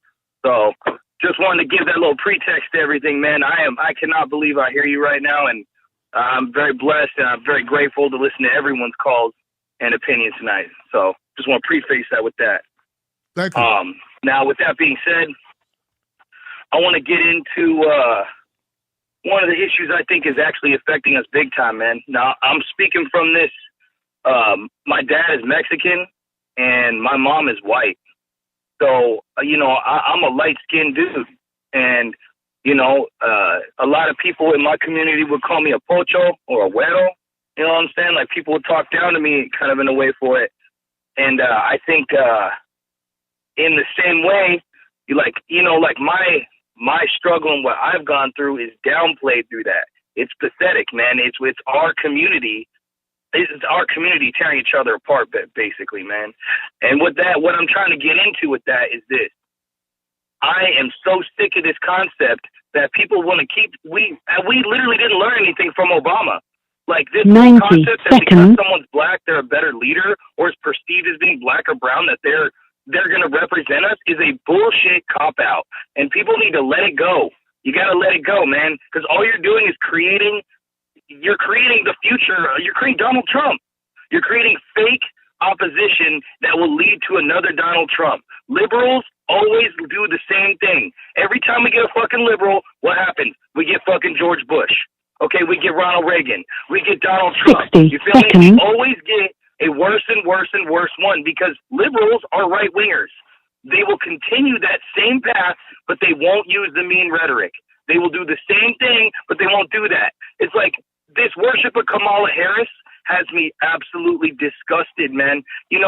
In 2008, I was living in a little spot with my dad. I was 18 years old. I'm 30 now. And I lived in a little spot with my dad and my two younger brothers in East Oakland, man, in Sabrani Park, East Oakland, California, man.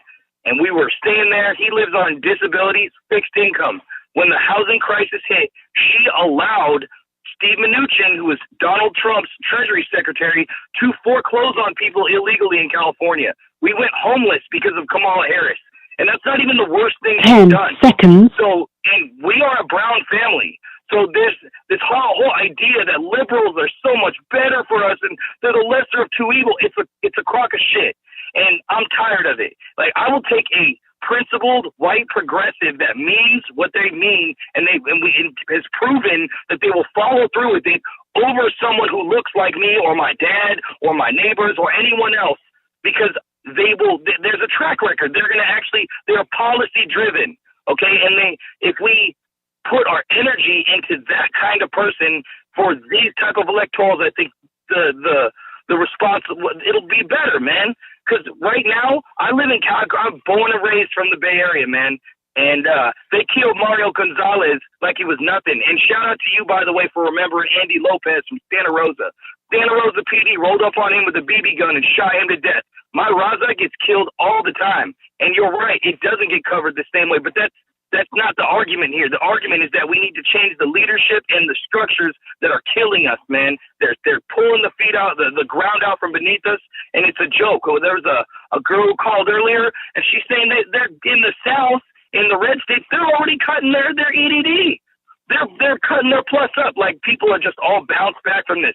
60 million people went out of work, and a lot of those jobs, you're right, are service jobs, bro.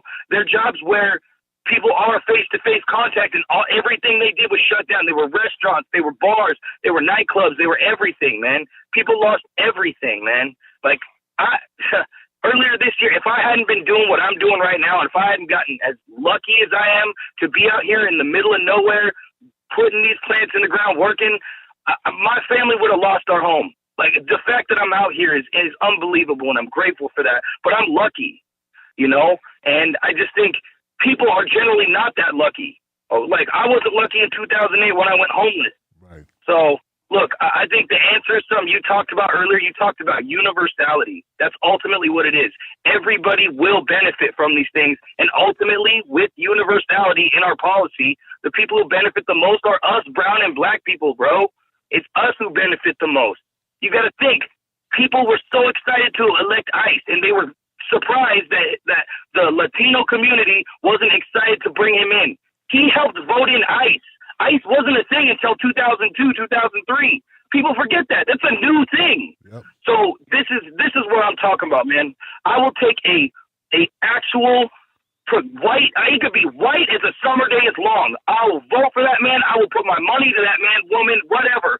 If that person is principled and will do what needs to be done to fix this shit. In any case, that's all I got to say. You can hang up on me. Thank you for listening to me, Tim. You got it, brother. You know, yeah, I'm all hyped up, man. Give it up for my caller, man. I got the best callers in the business, man. Gabe from the Bay Area in the house, man. That's what I'm talking about. I love the power, man, the passion. And I agree with you, man. It's all about the substance of the individual, what they were willing to do. If they have a track record, give me some reason to believe in you, some reason to believe that you're going to do what you say you're going to do, that you're going to be true to your word. That's more important than anything. And the only thing I'm going to push back on you about, Gabe, is who the hell likes Kamala Harris? Like, dog, I agree with you, man. I cover Kamala Harris, several videos about issues with Kamala Harris's background, about Steve Mnuchin, about the prison industrial complex, about the labs, the medical labs, the testing labs. She swept that under the rug, about using firemen and using inmates as firemen and not early releasing. They had to sue her to force her to release inmates who had done their time. She wanted to keep them as prison labor. And they got a grocery list of things that Kamala Harris and I had issues with. And I don't think she's changed. But I don't think she's mispopular. In fact, most people that I know don't even talk about her. And she's the first female vice president ever. And no one talks about her. It's like she doesn't even exist. So some people are saying she's going to be the predecessor to Joe Biden, and I don't see it, man. I don't see the popularity. I don't see the notoriety. I don't see it. She doesn't have what you need, I think, to accelerate at that level. And that's borrowing all of the policy stuff. Everything you brought up, I agree about. I'm with you when it's not about the color of the person. See, but we're all damaged, Gabe. Like, we all grew up in this situation where race has been a focal point. America was built on race. It was built on the hierarchy of race. You know it. They got names for you that I can't even pronounce. Pocho? It's something to do with you being light-skinned, right? That means you're better, something like you're better, you think you're white or something like that. Like, so America's built on that. I'm on the opposite end of that, right? As a black man, they were always telling me, smile more. Don't be loud. You're scaring people. I couldn't even have a full set of emotions. I remember my boss gave me a horrible raise after I got a great review. And she didn't have anything else to say except, I'm feeling a little nervous. You're getting upset and I feel nervous. Then I had to spend the rest of the interview, when I should have been able to talk about my money, making sure she wasn't afraid. When we all know it's white guys who go to the car, get their gun, and come back and shoot everybody. That was a joke, Gabe. But you get my point, man. So we all deal with this shit. My thing is, we can't ignore the racial ish, because that's America. But we always have to be cognizant. Like a politician or a leader, and look, man, I'm in a leadership position. I got my wolf pack. I got my crew. I got my listeners. I got people that support the show.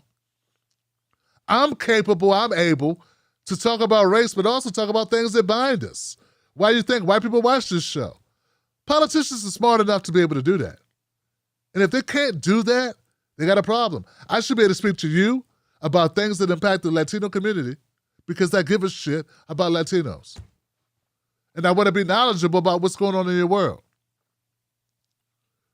You just should not have to be that color or that race to understand, or ethnicity, I should say, to understand what's going on. You should not have to be transgender to understand transgender suicide is off the charts.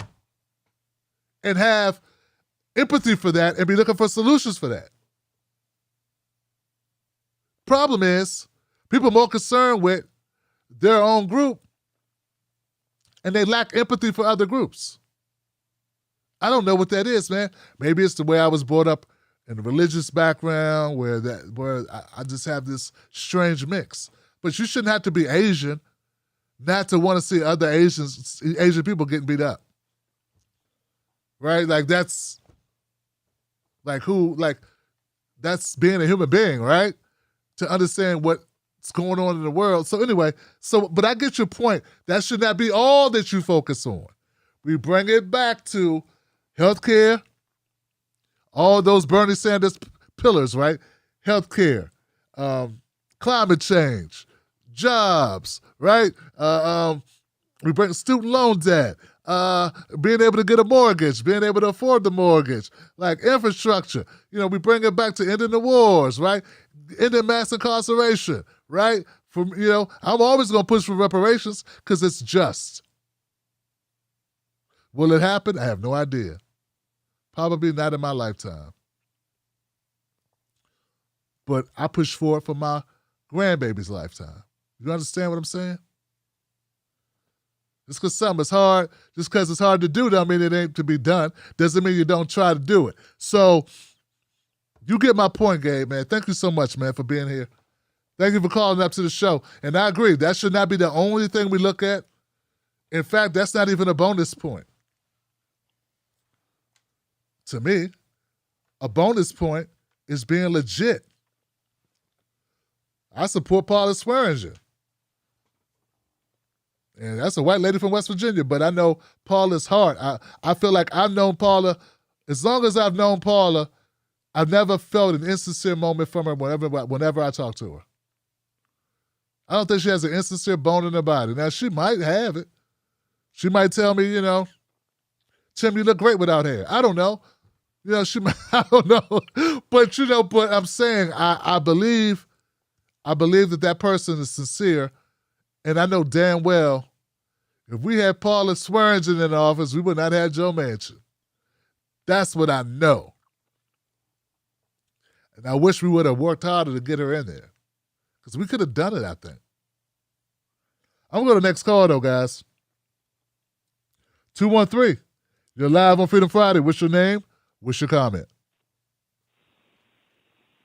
Hi, Tim. It's Chrissy from Los Angeles. Hey, how you doing? Of course, I have to go after Dave.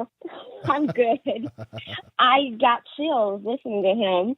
I had what I wanted to talk about once again. I listened, and he just made me think that I feel lucky too. And it's just, anyway, I'll come back to that. I was going to say, I was listening to, I think it was Luke Kane talking about the body cameras and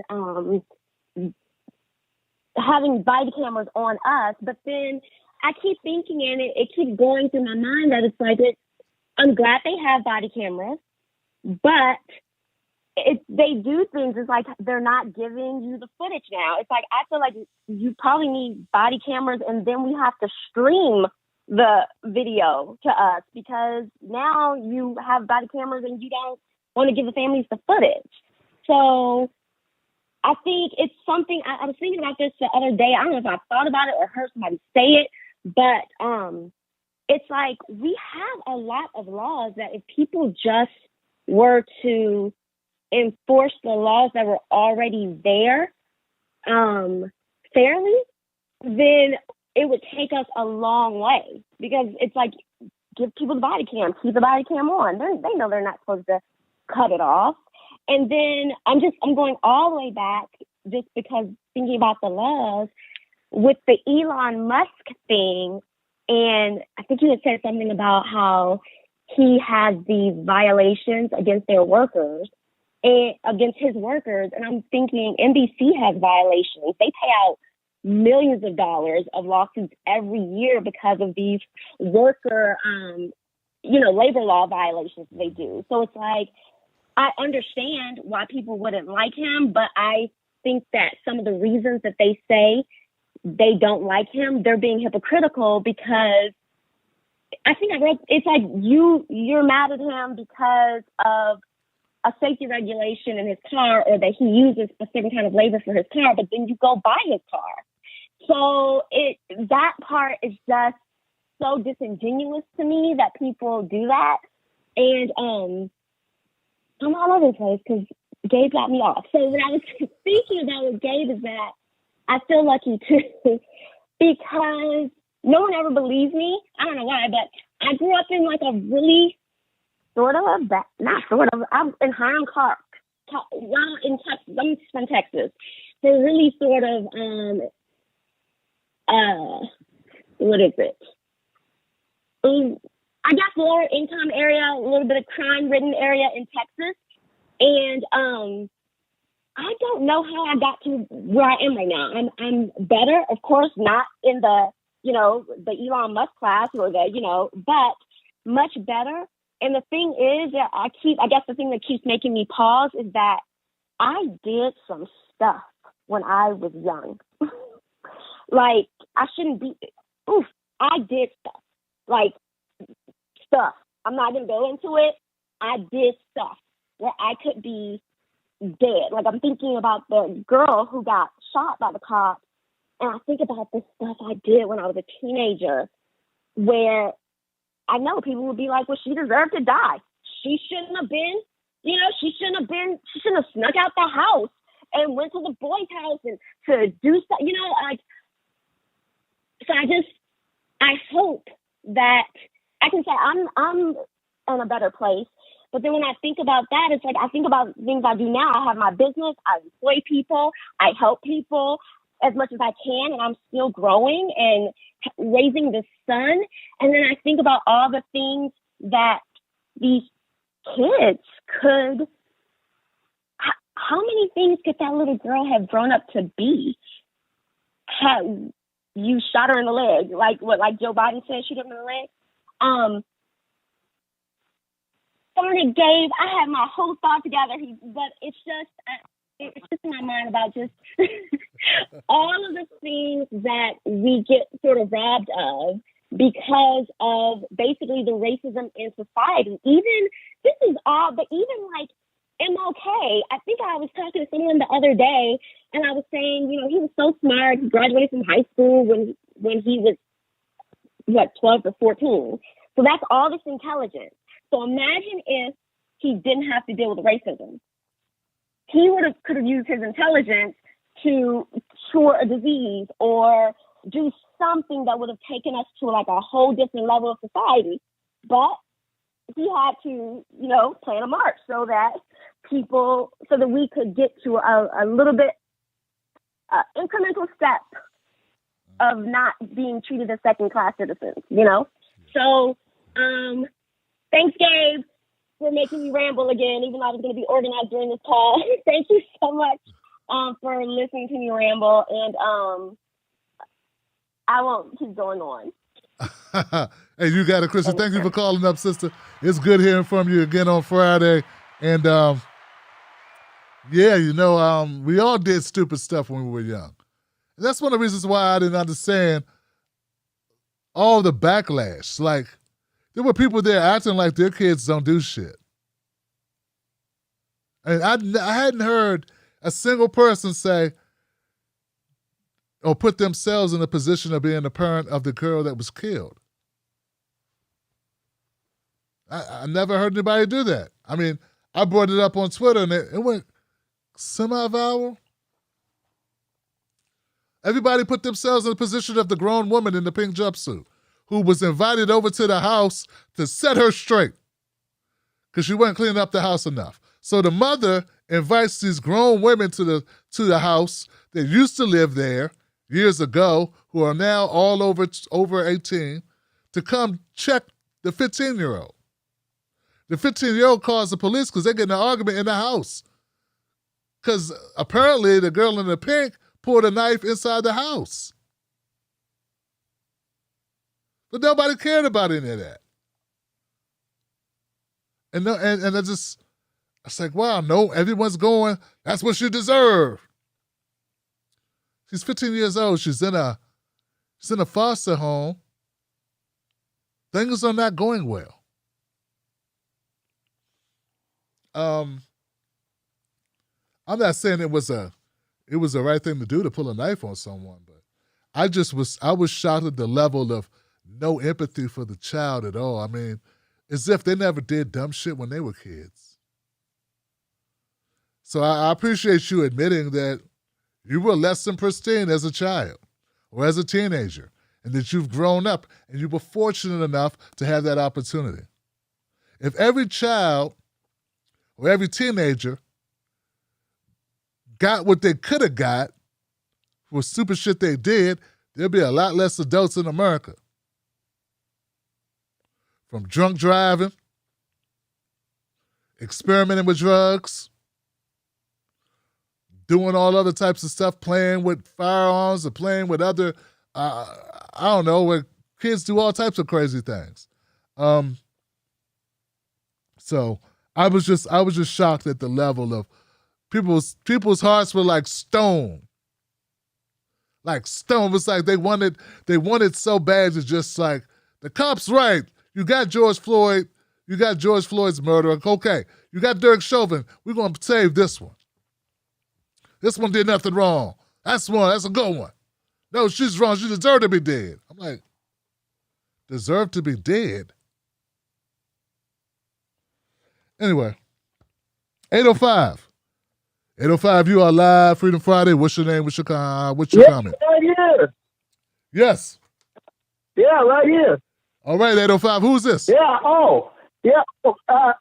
Derek Chauvin and the Three Stooges, the feds are going to trial them. The DOJ is going to trial them. Oh, Lord have mercy.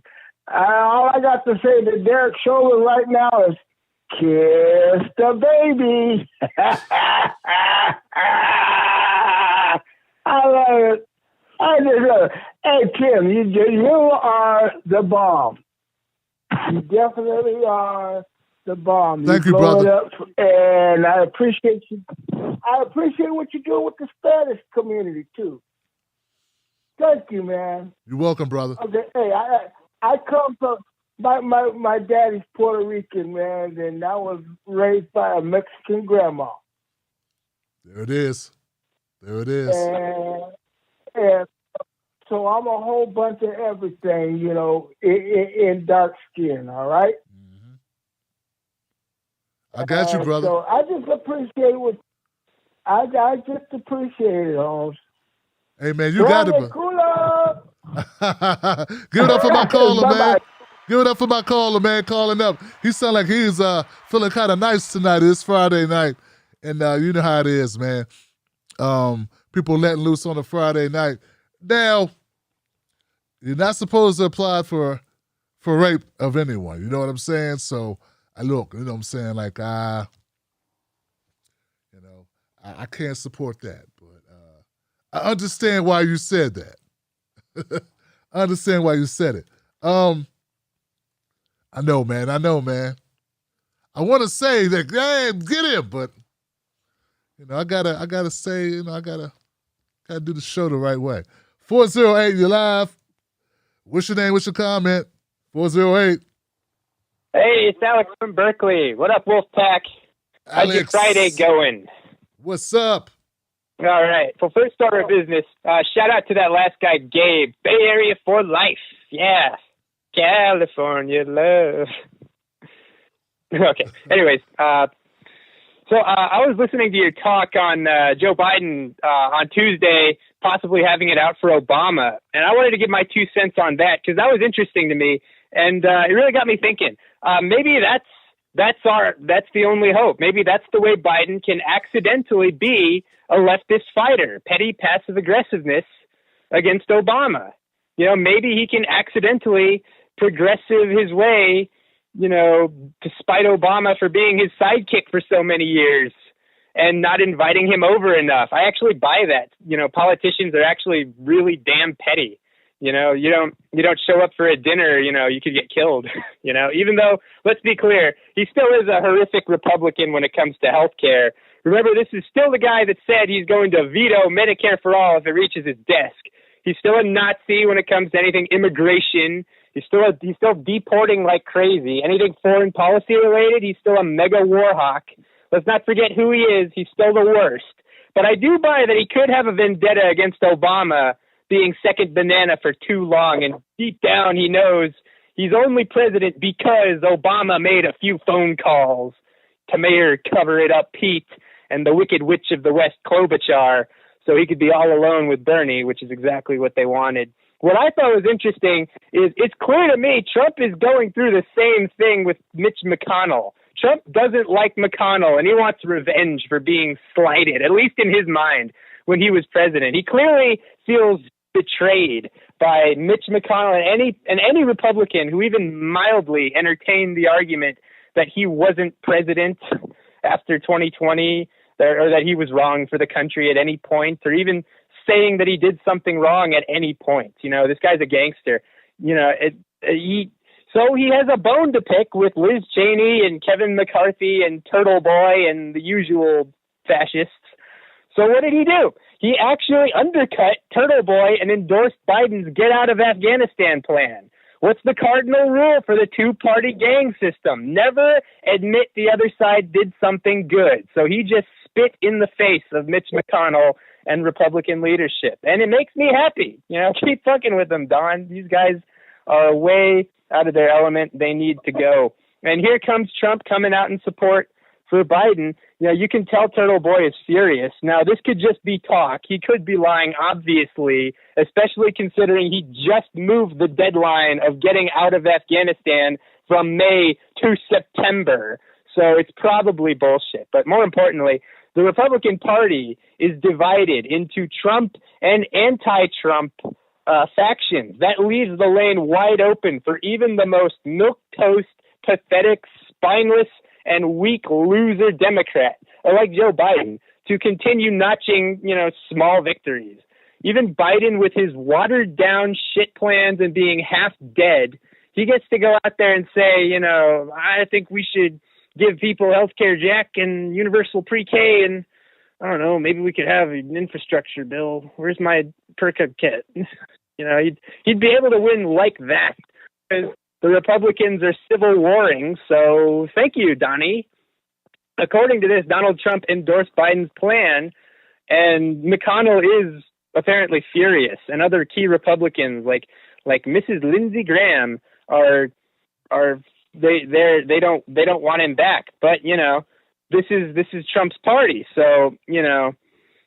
But if Trump fights McConnell, you know, McConnell doesn't have any teeth because the majority of Republican voters are actually with Trump and Biden on this one, you know, getting out of Afghanistan. Nobody likes the fact that we're still in Afghanistan after 20 years. It's been 20 years. It's the stupidest waste of money, and the government has never actually told us why we're there. Osama bin Laden died 11 years ago, so whatever, you know, even though Biden moved the withdrawal back, you know, I guess Biden wants to be remembered more than just the second banana to the first black president. So, you know, this is probably it's probably a smart move saying that he's going to get out of Afghanistan. But more importantly, Joe Biden needs to realize that nothing he wants is going to get accomplished if he doesn't put pressure on Joe Manchin and Kristen Sinema right now. Within 2 years, because that's all you get. We got a 2-year window to do whatever we want because let's not forget, it is the Democrats, the party of the premature surrender. The Democrats are going to lose at least one chamber of Congress in 2022. I'm betting both. If anyone wants to bet $20, you know, please in the comments, go ahead. You know, if nothing changes, you know, everything you're unable to accomplish now will be politically impossible come 2022. Good luck getting 60 votes for healthcare in 2023 if you can't reel in Manchin and Sinema right now in 2021. These are the Judas goats of the party. If you don't reel them in, you're a dead duck president. And you'll end up doing nothing and more nothing. And guess what? Who's waiting in the wings? It's Kamala Harris, the most unlikable vice. I mean, who would vote for Kamala Harris I want to. A part of me wants to see Kamala Harris versus Donald Trump because it's such a. I'm getting flashbacks to 2016 with Hillary. You know, right? I've never bought into this, but the argument that progressives who voted for Biden was, let's get him elected, and then when he wins, we will bully him to the left. Well, I'm looking around, Tim. It's not happening. AOC and the squad just seem to be satisfied with peanuts. He's patting them on the head and giving Bernie a job over here so that he, shuts up. But Joe Biden, he's just doing his job like Vince McMahon to make it feel like we're being listened to, but he doesn't actually mean it. He's actually taking into account, what we want and not doing it. Healthcare, free college, legal weed, $15 minimum wage, stop deportations, get the fuck out of Afghanistan. That's what we want. We want everyone out of there. We got to turn it around because the clock's ticking. And I'm glad there's a chance that Biden could be progressive when he feels like it to spite Obama. But we got to do this the old-fashioned way. We got to pressure Joe Biden now, like everyone said they were going to do, because I don't want to come back and see Donald Trump versus Kamala Harris in 2024. Anyways, peace out, Tim. What up, Wolfpack? We'll see you. That's it. Alex from Berkeley, ladies and gentlemen. Alex from Berkeley. Yeah, brother. You're not by yourself, fam. I don't want to see no damn Kamala versus Trump. Jesus Christ, man. Make you want to eat a bullet. Eat your gun, right? Not a good thought. Not a good thought, guys. Hey, my caller is back in the queue, 504. I went to you earlier, 504, and you did not answer. Try you one more time. 504. Hello? Hey, 504, who's this? This is Javar. How you doing there, Mr. Tim? I'm good, man. You got a comment? Yeah, I want to comment about what you were saying about your son. Yeah, go right ahead, bro. With the cops and all that. Yeah. I got an 18-year-old son too, but the key is like what Huey P. Newton did. You need to know your rights when you're dealing with the race soldiers. Okay. So don't make any sudden moves. Know what you can do and what you can't do. Just so they don't even think about pulling their gun out. And most of it is just knowing your rights when you're dealing with them. Like when they ask you to step out the car, because that's one of the rights that they get you with. Oh, when they ask you to step out the car, okay, yeah, you don't step out the car, then it, it progresses from there. But mainly knowing your rights. They ask you to step out the car. Tell them you don't agree to no searches, no seizures. And most of all, don't hold no conversations with them because they're not your friends. Right. Use it against you. That's right. My brother. Right. So mainly you got to sit down, like with my son, I sat down and explained to him, all his rights when dealing with the race soldiers. And most of all, don't make no sudden moves. That's the main thing right there. Don't make any sudden moves because they'll take that as a threat and be like, oh, well, I feel for my life. He was reaching for something. Yeah, that's the biggest one right there. Absolutely, brother. Look, man, thank you so much for the phone call, man.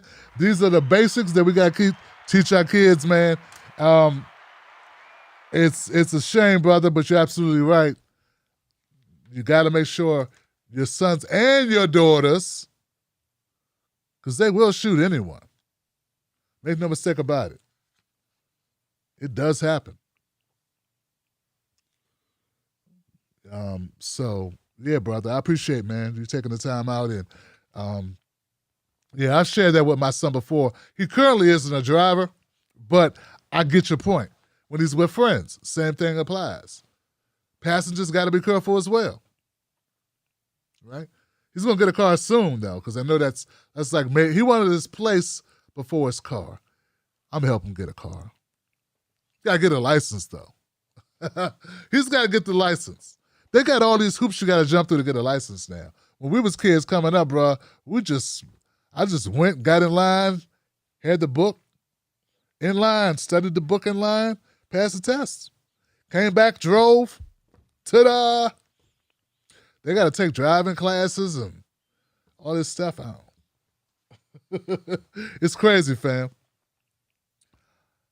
Wow. The queue is clear. It was a light night tonight. A light night tonight. I don't know, man. People didn't, I don't know, man. You know, I guess people didn't call up like crazy. That's okay, though. That's okay, because I gotta cook something. So, look, guys, I want to thank everybody that called up tonight to phone into the show. It was dope. I had great callers as usual. Shout out to everyone who took the time out. Harry, Kara, Smooth, Weezy, Ty, Lucane, Gabe, Christy. Gosh, man, I missed a couple names. My bad if I missed your name, fam. But yeah, you make this show fun to do and important to do. So thank you very much, Wolfpack. If you like the show, guys, remember, become a member of the Tim Black Wolfpack. Sign at only $5. You can join here on YouTube or on Facebook or on Patreon.com. We do it, just to let you know that this news brought to you by us, people like you. Right? Real deal. That's why people enjoy the show. Because it's a real talk. It's real coverage. It's not people being told what to say. So that's a good thing, Johnson. Let's go to Super Chats and see what we got, Johnson. I got a couple people. It's a she. It's a guy with a wig, respectfully. Aha! Oh, bro, what a AMK. Come on, fam. I will call people whatever they want to be called. I respect people's rights to self-identify, fam. It don't cost me nothing. Fine. But no, you can't be the governor. No. Gotta be good. You gotta have a reason. Like, he was asking her, like, what are you gonna do? She was like, I don't know. I don't know what they told me to say. I don't know. I could do stuff. I guess I could just be like Trump. I'll be a disruptor. Yeah, I'll be a disruptor. I'll be crazy, insane, because I'm a really crazy lady. Christian, LOL, y'all got... Oh, man, say Elon Musk bragged on Twitter about the U.S.-backed coup in Bolivia. What? Bose-Einstein. Idol worshiping won't solve social economic issues. Booyah. That's a good one. No, they won't. Never has, never will. I hate when this thing cuts off some of my callers, man. See, so what happens is, my first one, okay, Trudy. Hold on, what's that? Hold on, guys, this is crazy. That's from yesterday. 11 p.m. Did I have everybody? Looks like I did. I'm trying to go back because some of the comments are cut off. There we go. I got you. Sheldon.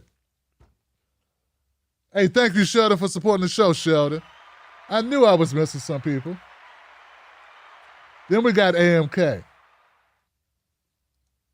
Said the guy got a... okay. See what I'm saying, man?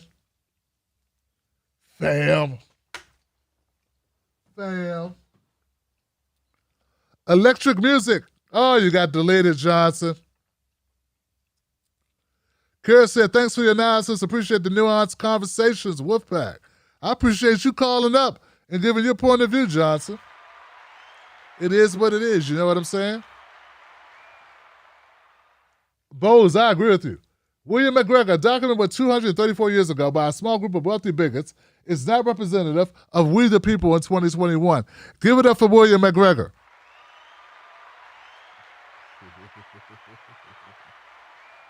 Yeah. RJ Ramrod says, Tim, you look great with no hair. Did you see that picture with me with hair? I had a high top. Yeah.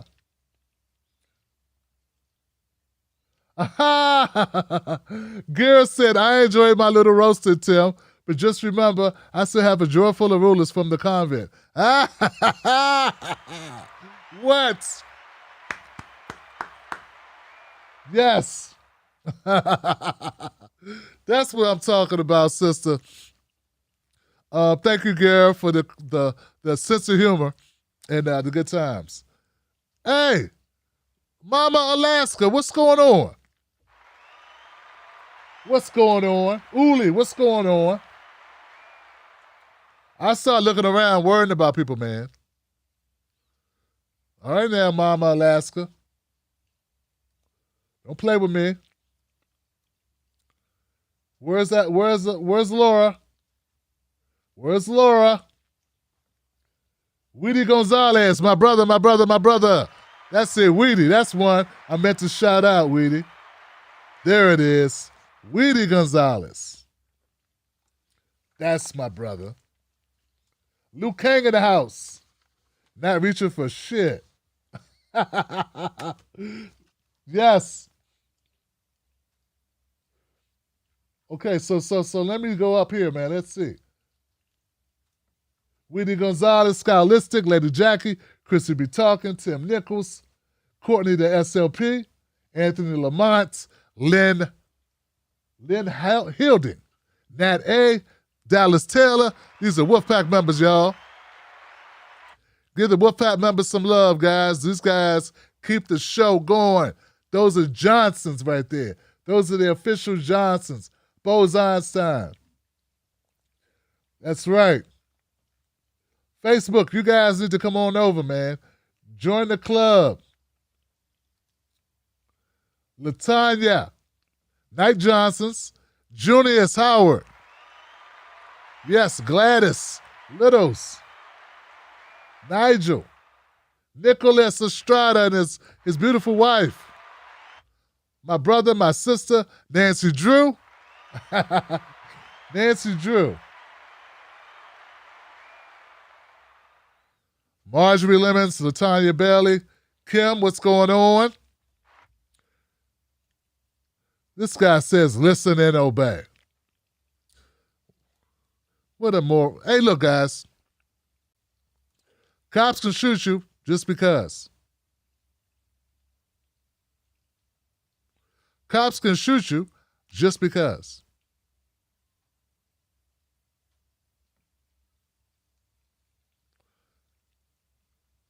All right? Could follow the rules and still get shot. Curtis, what's going on? Brian Simmons. There it is, guys.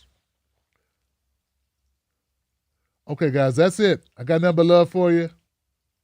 Got a full week, got a full schedule. If you like the show, join the show. That's it. I don't want to have to sell it on you. Like the show, join the show. Go to NinaTurner.com, support a real candidate running to make some changes in D.C. Go to NinaTurner.com. What else? Oh, end qualified immunity. That's it. Campaign to end qualified immunity. Go to campaigntoendqualifiedimmunity.org. That's right. You'll see me because I support that. I'm on the wall of supporters. Join us on the Tim Black. Join us on Patreon. At the $15 level, get a book. Get the book. Above the Law by Ben and Jerry. Forward by Michael Render, a.k.a. Killer Mike. It'll make you understand why ending qualified immunity makes total sense. It's a short book, but it's all packed with real stories of real events that occurred. That's all I got, guys. Number love for you. Thank you once again. We'll be back here next week. See me this weekend. We'll be posting new videos this weekend. My people on Twitch, what up, Twitch? We got some Twitch folks. Thank you, Twitch, for showing up. YouTube, Facebook. I'm Tim Black. I got number love for you. I see you on the next one. Now, remember, don't let nobody take your cornbread. Sprinkle some facts on them and get out of there. Don't be arguing with people. You can't make people change their opinions about politics. All you can do is sprinkle some facts on them and get gone. People are hostile nowadays anyway. People crazy. I think we all been locked away because of COVID-19 way too much. People are antisocial. What else? Oh, I know. Wolfpack.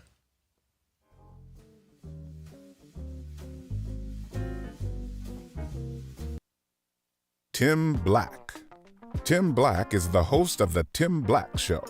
Independent news that leaves you informed, inspired, and sometimes entertained, but always in the know. Go to TimBlackTV.com and sign up today. The Tim Black Show is news for people who can't stand the news. See you there.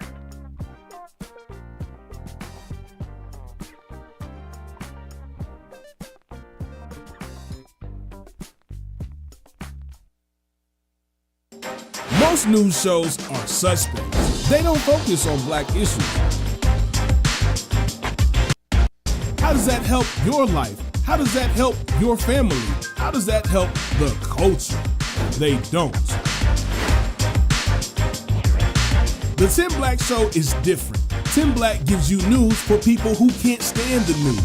Real, authentic, researched, entertaining. On point.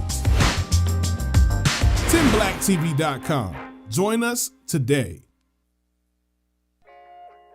Let me ask you.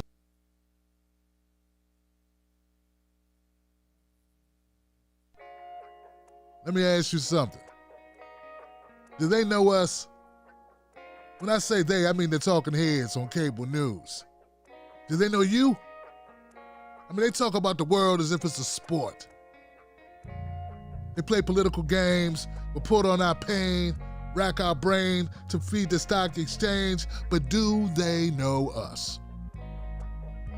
Do they know what we care about? Nope. They're too far away. They can't see us. They can't feel us. They can't relate to us. See, when you want to know what's going on in your world, trust someone who lives in your world. Subscribe.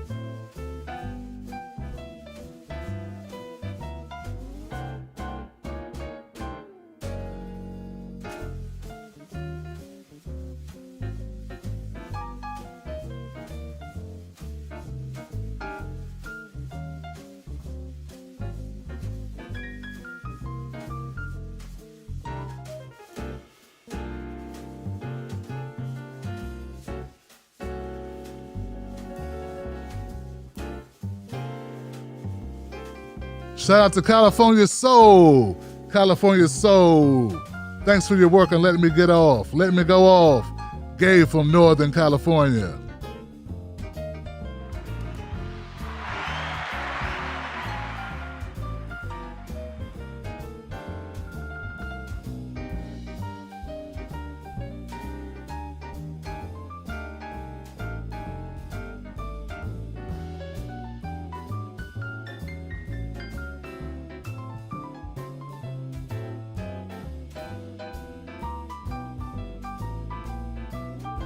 Give it up for Dustin Benz, a new member, y'all. Come on now. Dustin Benz in the house.